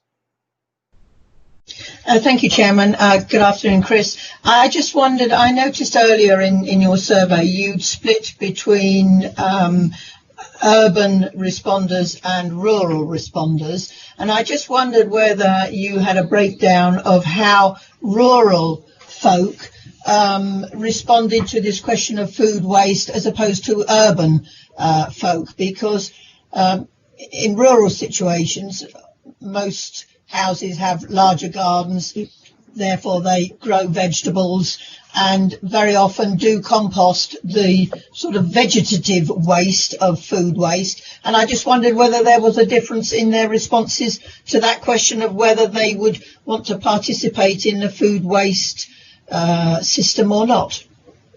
Mm-hmm. I don't have the exact results on that question with that split to hand. However, from my recollection, it was a subtle difference and not sort of hugely significant in terms of how they responded to that. I think you're right that people in rural areas may be more able to compost at home.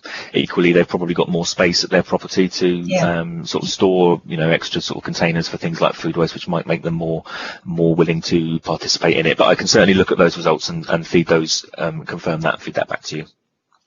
Thank you very much. Thank you, Chairman. Okay, Chris, thank you. Jeff Blundell, you've just come in with a request for speech. Yes, yeah, thank you, Chairman. I think with all of what the working group have been doing on this, I think there was the overriding principle of reduce, reuse and recycle, and I think we do. I think that will be still part of the plan when we actually start publicising it to all the residents across the forest. I think that's the overarching bit, and the rest of it falls in afterwards. Thank you, Chairman. Chris? Yeah, no, I think that's spot on. It will have to be a holistic approach.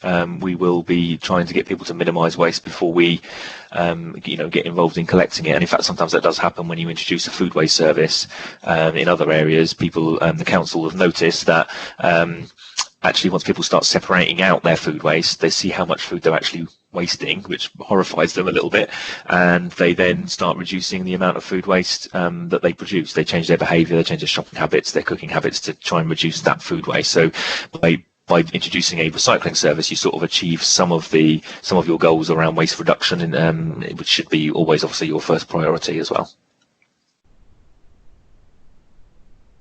Okay, Jeff? Yeah, fine. Thank you very much, Chris. Okay, and indeed, thank you for your report, Chris. Very interesting information. Much for you to dwell on. Yes. Thank you. Right. Thank you. Let's move on. Let's move on to the next item, which is item agenda 9, New Forest Visitor Survey. Louise Evans, I'm sorry you've had to wait so long, but could you present your report, please? Good afternoon, panel. Louise Evans, presenting item number 9 on the New Forest Visitors Study. This report is presented to panel primarily for information purposes and to draw the panel's attention to the results of a New Forest Visitors Study that's been undertaken by consultants Footprint Ecology. The study was commissioned in January 2018 by a partnership of local planning authorities, Test Valley, Eastleigh, ourselves, the National Park, Southampton City Council and Wiltshire Council, working together with Natural England and Forestry England, with funding for the work by central government. There was a grant that we were awarded for the work. It is the most comprehensive survey of recreational use of the New Forest since 2004-05. This survey specifically looks at the recreational use of the protected nature conservation sites within the national park. So it's not about use of the national park, it's about use of the nature conservation designated areas within the national park. There were 3 types of survey done by the consultants that feed into these studies. There was an on-site visitor survey with a sample size of over 5,200 interviews on site. There was a telephone survey of over 2,000 people, which again was geared up to be statistically representative of the area. And vehicle counts were done in the New Forest on 15 different dates.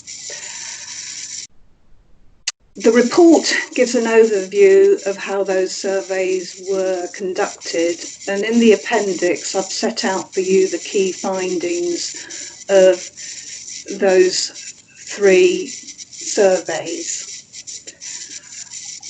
There is a massive amount of information in what are actually 5 final reports. I've provided you with a link to the National Parks website, which is actually hosting the results of those surveys. If you've got time to dip into the surveys and the reports, you'll find a lot of really useful information. So, for example, we had a bit of a conversation earlier about commercial dog walkers, and I was able to quickly look up in the report and found out that from the on-site interviews, it was found that 0.4% of all visits were by commercial dog walkers, and they had an average of 4 dogs with them, and they tended to live within 6 kilometres of the designated sites. So that's just an example of the sort of information that is in those reports. I am not going to go through all the findings this afternoon, but very happy if members have particular questions about the findings of the report to actually deal with those perhaps outside this meeting. What has been clear as a result of those studies is that the measures that this council has been taking to address recreational impacts on the New Forest, we've been doing that since 2014. The study actually really confirms that for our area, this council has been taking an appropriate and correct approach, which, if I just summarise for you, that involves creating alternative areas of green space and recreational routes outside of the protected areas, which are the objective of which is to divert local recreational use away from the sensitive sites. We've also been supporting access management measures within the protected area, and we actually fund the people and wildlife ranger post that sits at the moment in the national park and does a lot of work with trying to change dog walker behaviour and improve understanding of the importance of the wildlife and how easily it can be damaged by recreational activities. And of course we actually pay towards monitoring of the condition of the wildlife sites within the park. So again, earlier there was a question about what's the impact of COVID-19 and the aftermath. So, you know, we may actually start picking up some of those consequences in work we fund. However, while we have got our act together on this matter as a local authority, there is still significant work to be done working with other neighbouring authorities that haven't always addressed their impacts on the New Forest in such a comprehensive way as this authority has done. And we will be continuing to work with those neighbouring authorities to make sure that there is collaboration with all local authorities in the area to ensure that there is a strategic, proportionate and coordinated approach to mitigating these recreational impacts on the New Forest from a wider geographical area than just our own district. So that is really what I wanted to say about the report. I think it's going to provide all the planning authorities in the area and the bodies that take care of the New Forest with some very valuable information going forward. So I'm very happy to take any questions.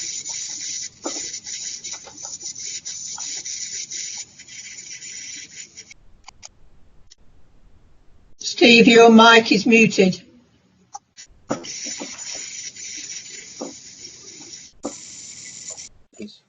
Not now. Right, okay, it seems that the noise has gone at the moment. It seemed like somebody wasn't muted, but thank you. Yes, thank you very much, Louise. Lots of information there. Not a great many surprises, I suspect, but plenty to use anyway. I've got a couple of questioners. The first, Councillor Sue Benison. Thank you, Chairman. Good afternoon, Louise. On page 21, there's a chart, figure 2. It would appear to contain some very interesting information. Is that possible for you to send it so that we could actually read it?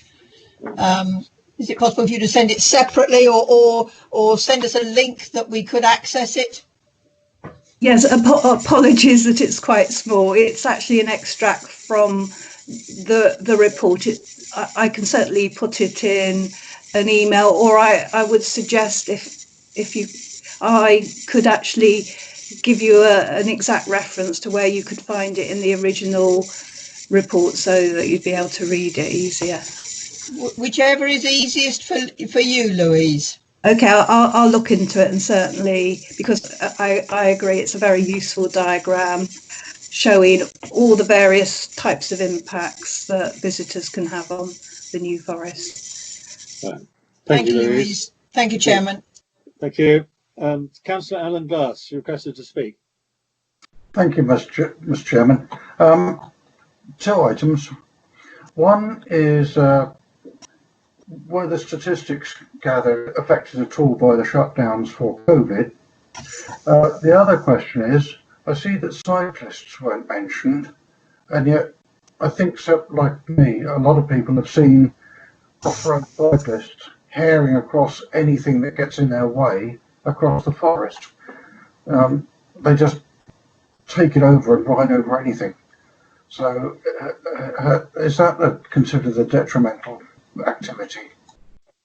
Right. The surveys were conducted well before the COVID situation arose. I think they were completed last autumn. They were done in a time span, I think, of over a year to ensure that all the seasons were reflected.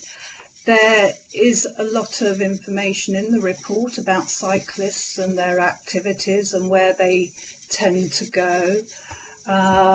So the information about cycling is there. But please remember, the study is looking at the impacts on the habitats, and the cyclists do tend to stick to the roads and surfaced paths,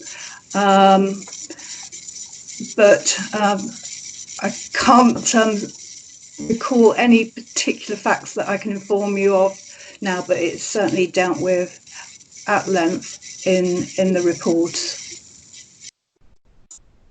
Thank you, Louise. Thank you. Okay. Right, Louise, thank you for that. Important stuff to be consumed at a later date, quite frankly. Next item is biodiversity net gain, number 10 on the agenda, and I believe it's you again, Louise. Thank you, Chairman. Yes, it is. Just bear with me a minute. Right, agenda item, biodiversity net gain. Biodiversity net gain is an approach to development that leaves biodiversity in a better state than before the development.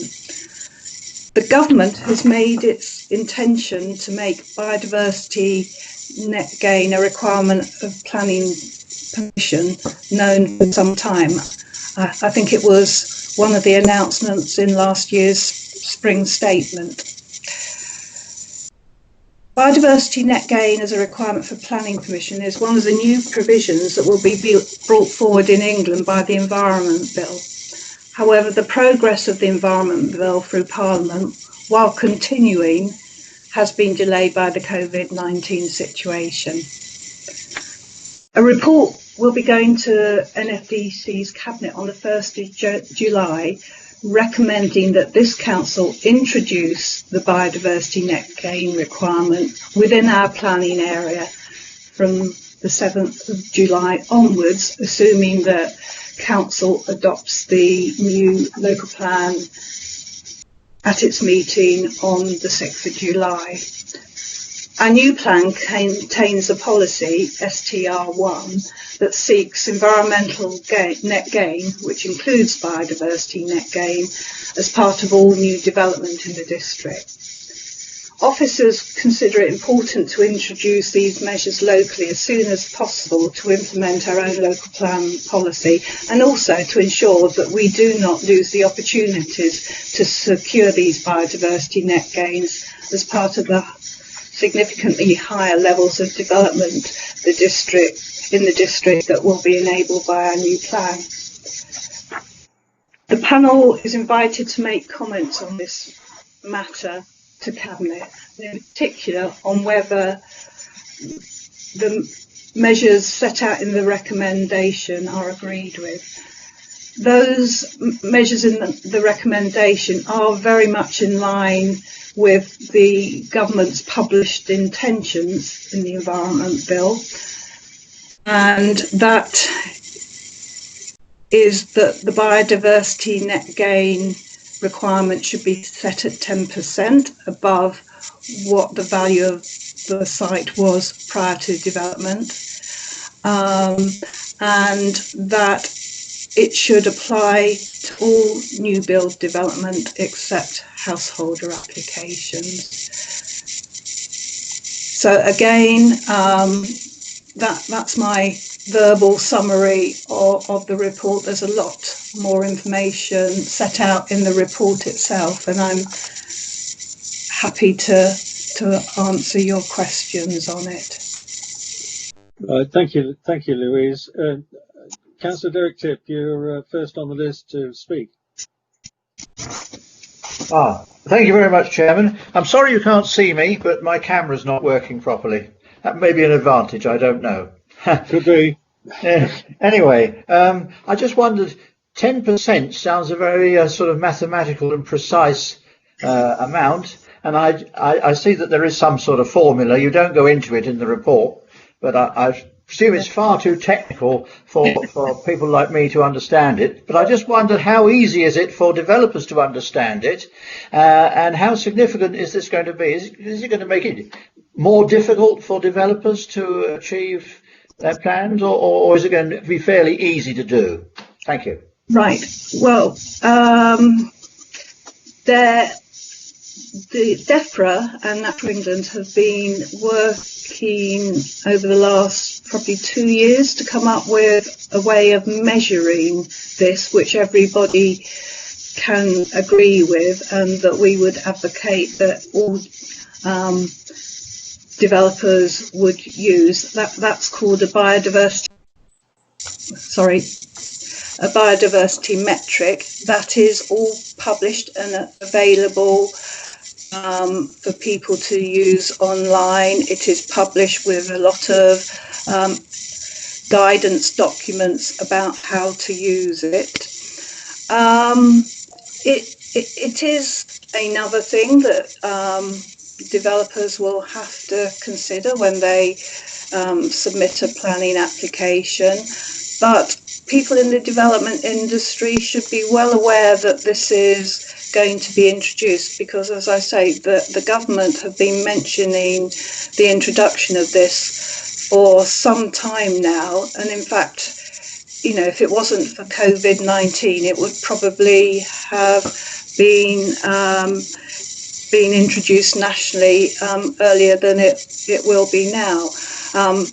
And the fact that it has been delayed is one of the reasons we think it's really important, and that we've got appropriate policies in our document, and this is firmly in line with the government's intention that we should be seeking to introduce this as soon as we can after we've adopted our local plan in July. There will be implications, there will be a lot of learning to do. It is something new, but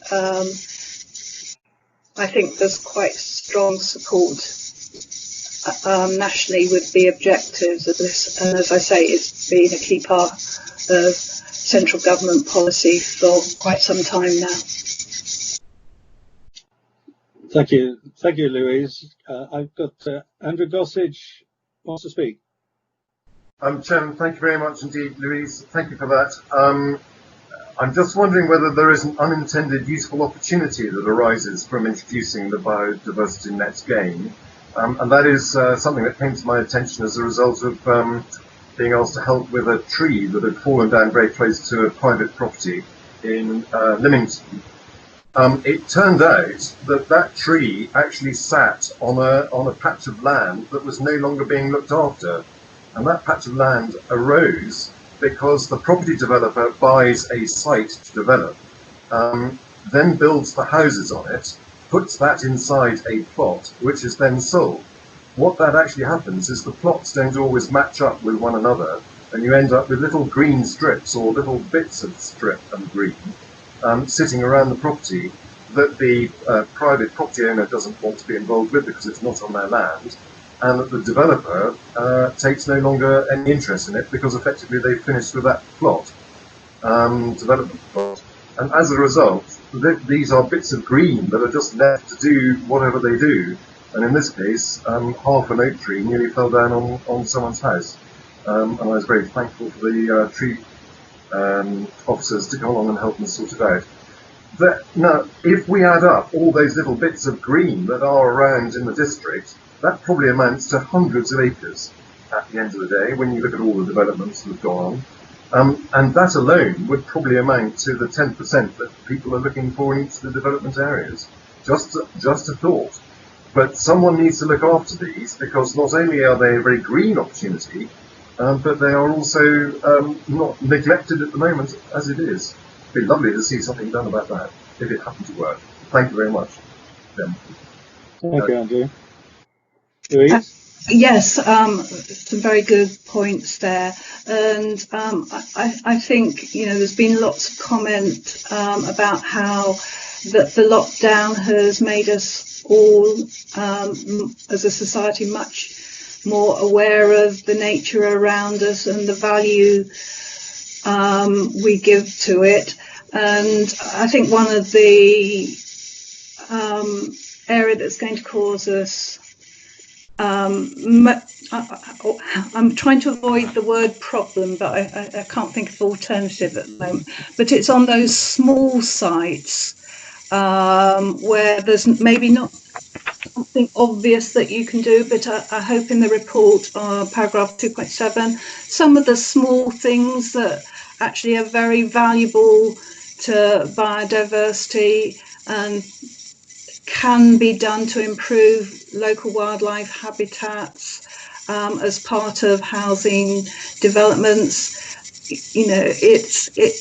There will be some big projects as well, and I think there are some opportunities on our existing green spaces to make them more of value to biodiversity. So there's a lot of things that we could do better, some of which won't require much effort, but will be of significant value to the wildlife in our localities.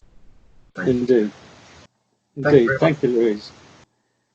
Louise, can I ask you just a question? Where is your mic on your desk? I don't know if we're getting some sort of thing rubbing against it, but I don't know. I'm not sure. It's part of the laptop. Oh, right. Okay. I think I might have a squeaky table. Sorry. Okay, no matter. Anyway, thank you anyway for that. Right now, coming to the panel, on page 23, sorry, not page 23, page 32, there's recommendations 1, 2, and 3 regarding this report on biodiversity and net gain.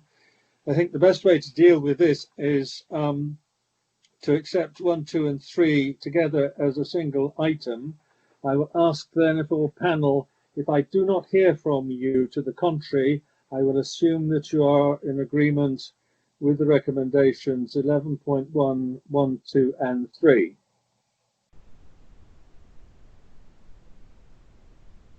And given sufficient time, there has been no response, and therefore I'll accept that we are in agreement with the recommendations of the report. And thank you, Louise, for presenting it as well. Thank you very much. Right, on to item 11 on the agenda, update to the statement of community involvement. And this, I think, is where Claire comes in. That's right, Chair. Thank you. To present the report, please. Thank you, Chair. So the report relates to the Statement of Community Involvement, which is a statutory document that sets out how the Council, in its role as planning authority, will engage with the public and businesses on all planning matters. It's good practice from time to time to review this document, and the current review is being brought about by 4 matters. First is that as part of some ongoing work to review the work relating to development management, neighbour notification and pre-app engagement has been reviewed, and this is brought about the suggested amendments set out as track changes to this document. There's some temporary changes that have been brought about by COVID-19, which have also resulted in some proposed amendments to the document. And with the expectation that the local plan will be adopted at full council, there's a need to update the section on the development plan to reflect the adoption of the new local plan. And then lastly, following feedback that the council had as part of the Hythe and Dibden neighbourhood plan referendum, we responded to that feedback by putting an additional section in the document which sets out what consultation is expected from the qualifying body, i.e. the people who write the neighbourhood plan. So those 4 reasons brought about the proposed amended changes. It's before the panel this afternoon for any comments that you would like to make on it. And the report will go forward to Cabinet at the beginning of July, where we'll seek to gain authority to carry out consultation with the residents and development industry across the district. So I'm happy to answer any questions. Thank you, Chair. Thank you, Claire. Probably a report with so many amendments and additions I haven't read in a long time, and quite extensive they are too. But anybody involved with the planning process will have a working knowledge of most of it. But anyway, going to hand over to the panel. Does anybody have a question to ask of Claire, please?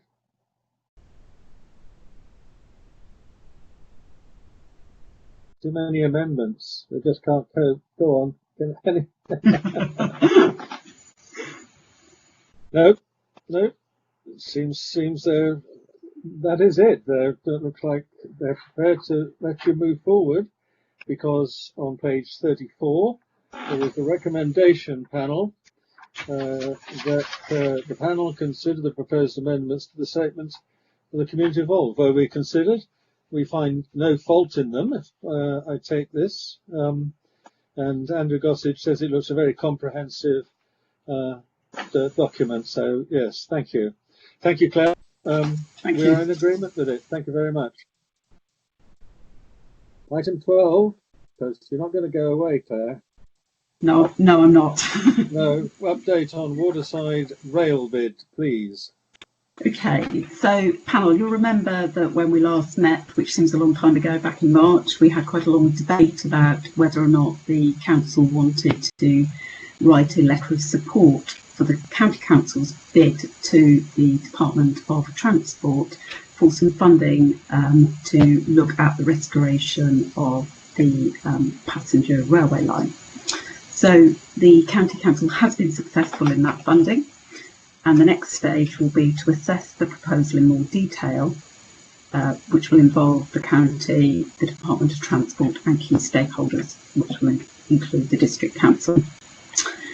The funding will be used to better understand the issues around reinstating passenger railway, and if necessary, appropriate assessments will be undertaken to support the business case for the scheme.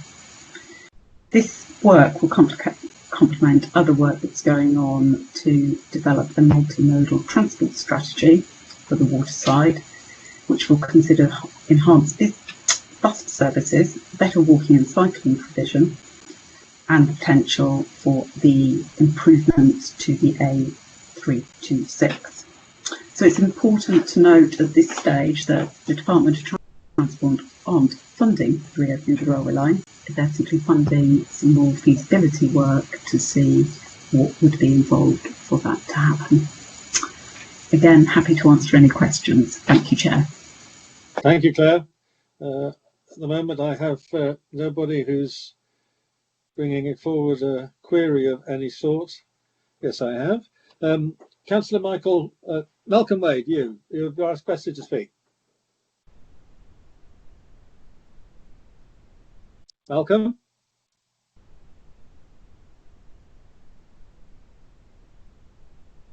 Malcolm? I wonder if he's been hit by lightning. It's been thundering around here. Malcolm, I'll hold on that, Malcolm. Councillor Alan Glass. Thank you, Mr. Chairman. Just on the Waterside Railway, it's not going to go right the way down the railway, right down the waterside, I understand. It's only going to go as far as Hythe, or to what was the Hardley Halt. How can we justify it when there's hardly going to be any usage for it? Thank you. I think that's Claire. Claire? Are you there, Claire? I think we might have a technical issue. Yeah. Right.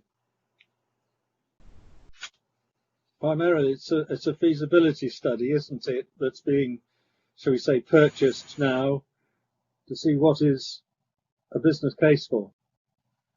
Am I right? Yes. Right. You're on facially, Claire. Can you speak? No, and I'm frozen. I'm not quite sure what's happened. You're live on my screen. We can hear you, Claire. Can you hear you? Oh, okay. Yes. That's very strange. I'm muted on my screen. Okay. So in answer to the question, apologies for that. It's just some feasibility work. So it's looking at what it would take to reopen it and whether there is a business case to do so. And the length of it was the other part of the question, Claire. Yeah. So it's reopening the existing passenger line. So it is as you described, Councillor Glass. Right. Alan? Thank you. I was just thinking that the station in Hythe is going to go on. We'd have to build a new one. And it's going from that station to the Hardley Halt, which is in the middle of nowhere in particular. So it's going to take some sorting out. Thank you. Yeah, indeed. Yeah. Well, this study is intended, I think, to find out whether it's a business case that's financially viable, full stop. But anyway, Malcolm, are you back on stream?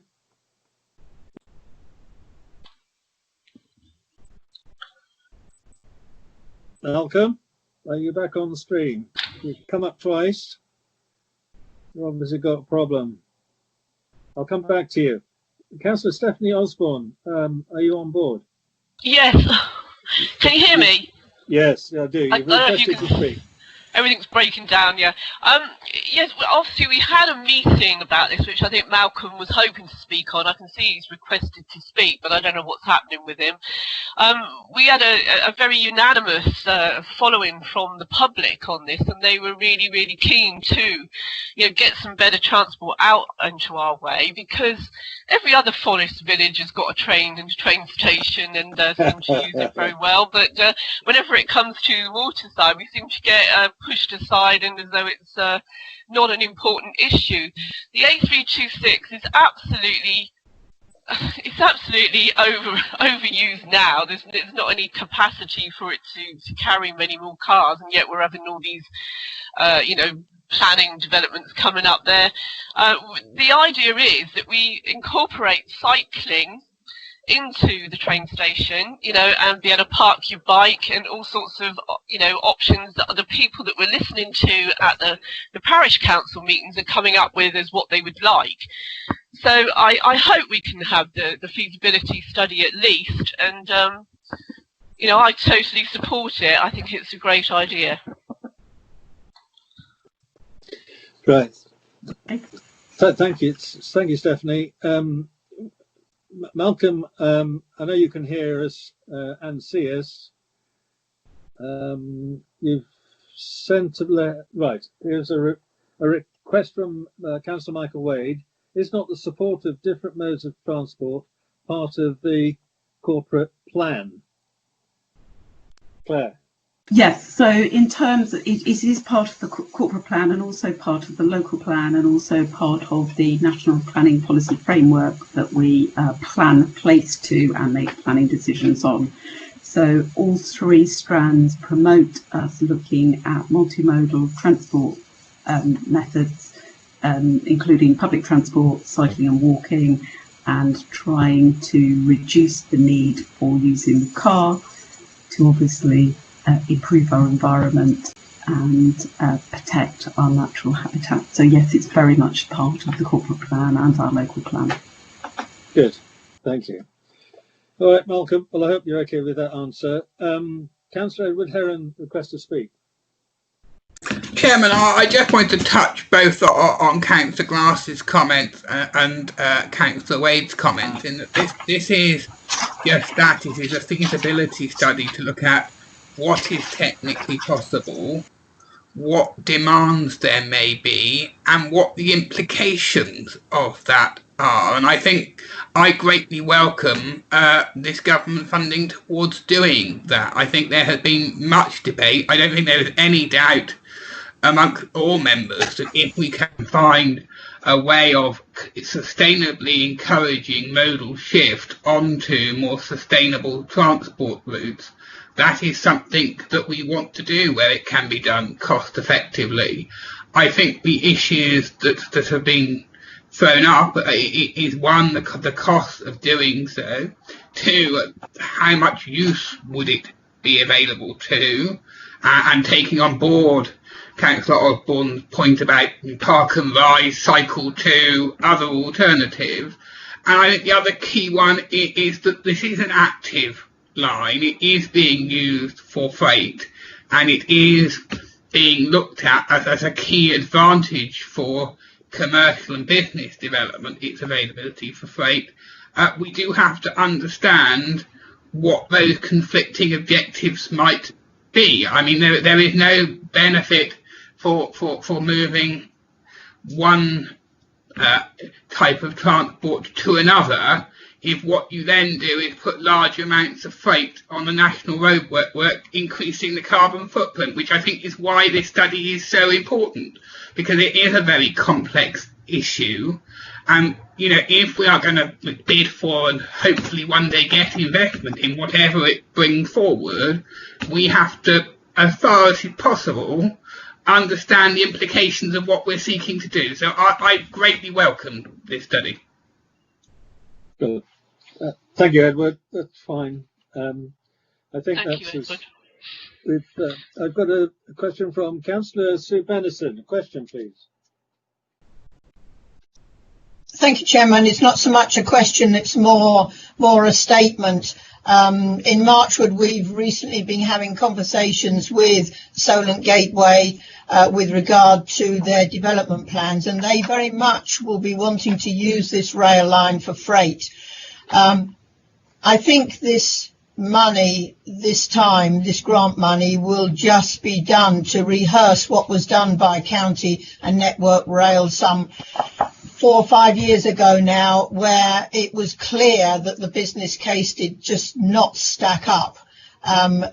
The ticket sales would not cover the running costs, let alone the capital costs for upgrading this line to a passenger service with trains travelling at 60 miles an hour. And I'd just like to point out that there are an awful lot of residents living very close to this line now, and it would make their lives a misery with trains running from 7 o'clock in the morning till 11 o'clock at night every 15 minutes, if that were to come about. And my concern is more now that would this mean that the organisations like Solent Gateway would transfer their travel arrangements, their movements of equipment and stuff from the railway to the road, because that would be a disaster for Marchwood. Thank you, Chairman. Okay, thank you, Sue. Malcolm, are you back online again? You've come up as an RTS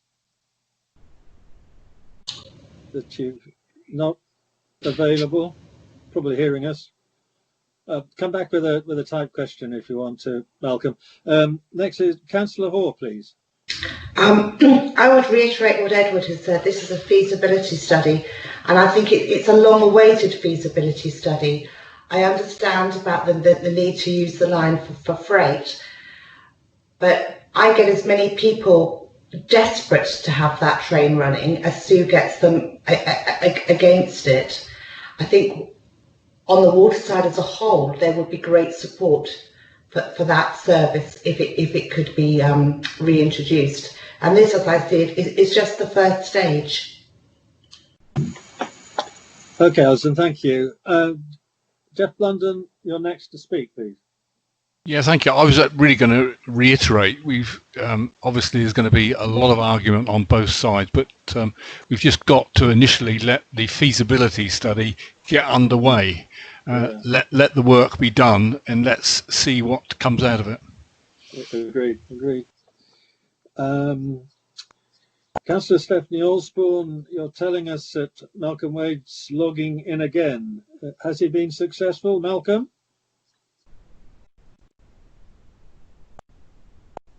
No? No? Right, well, if you do come back later, we'll see if we can do something about it. In the meantime, that's it for the moment with the Waterside Railway bid. Thank you, Claire, for your presentation. Thank you. Don't go away for the moment, if you will, just in case. Right, Malcolm has sent in a report, Claire. The study will not be a copy of the HCC study, and I believe this will be a much more thorough and definitive approach. Do you assume that as well, Claire? It will look at it afresh, because I think the last one is probably some 6-7 years ago, so things will have changed. Right, okay, fine, thank you. All right, I'm glad you're back on board, Malcolm, even though we can't hear you. Anyway, thank you, Claire, for that. Next panel is 13, the work programme, pages 69-70. There is change already since it was typed, and the review of street cleansing activities and standards has had to be postponed. I suspect that's because we just haven't had time to get around to dealing with the report on it. In addition, a pre-act protocol will be added to the September meeting. That's the 10th of September 2020.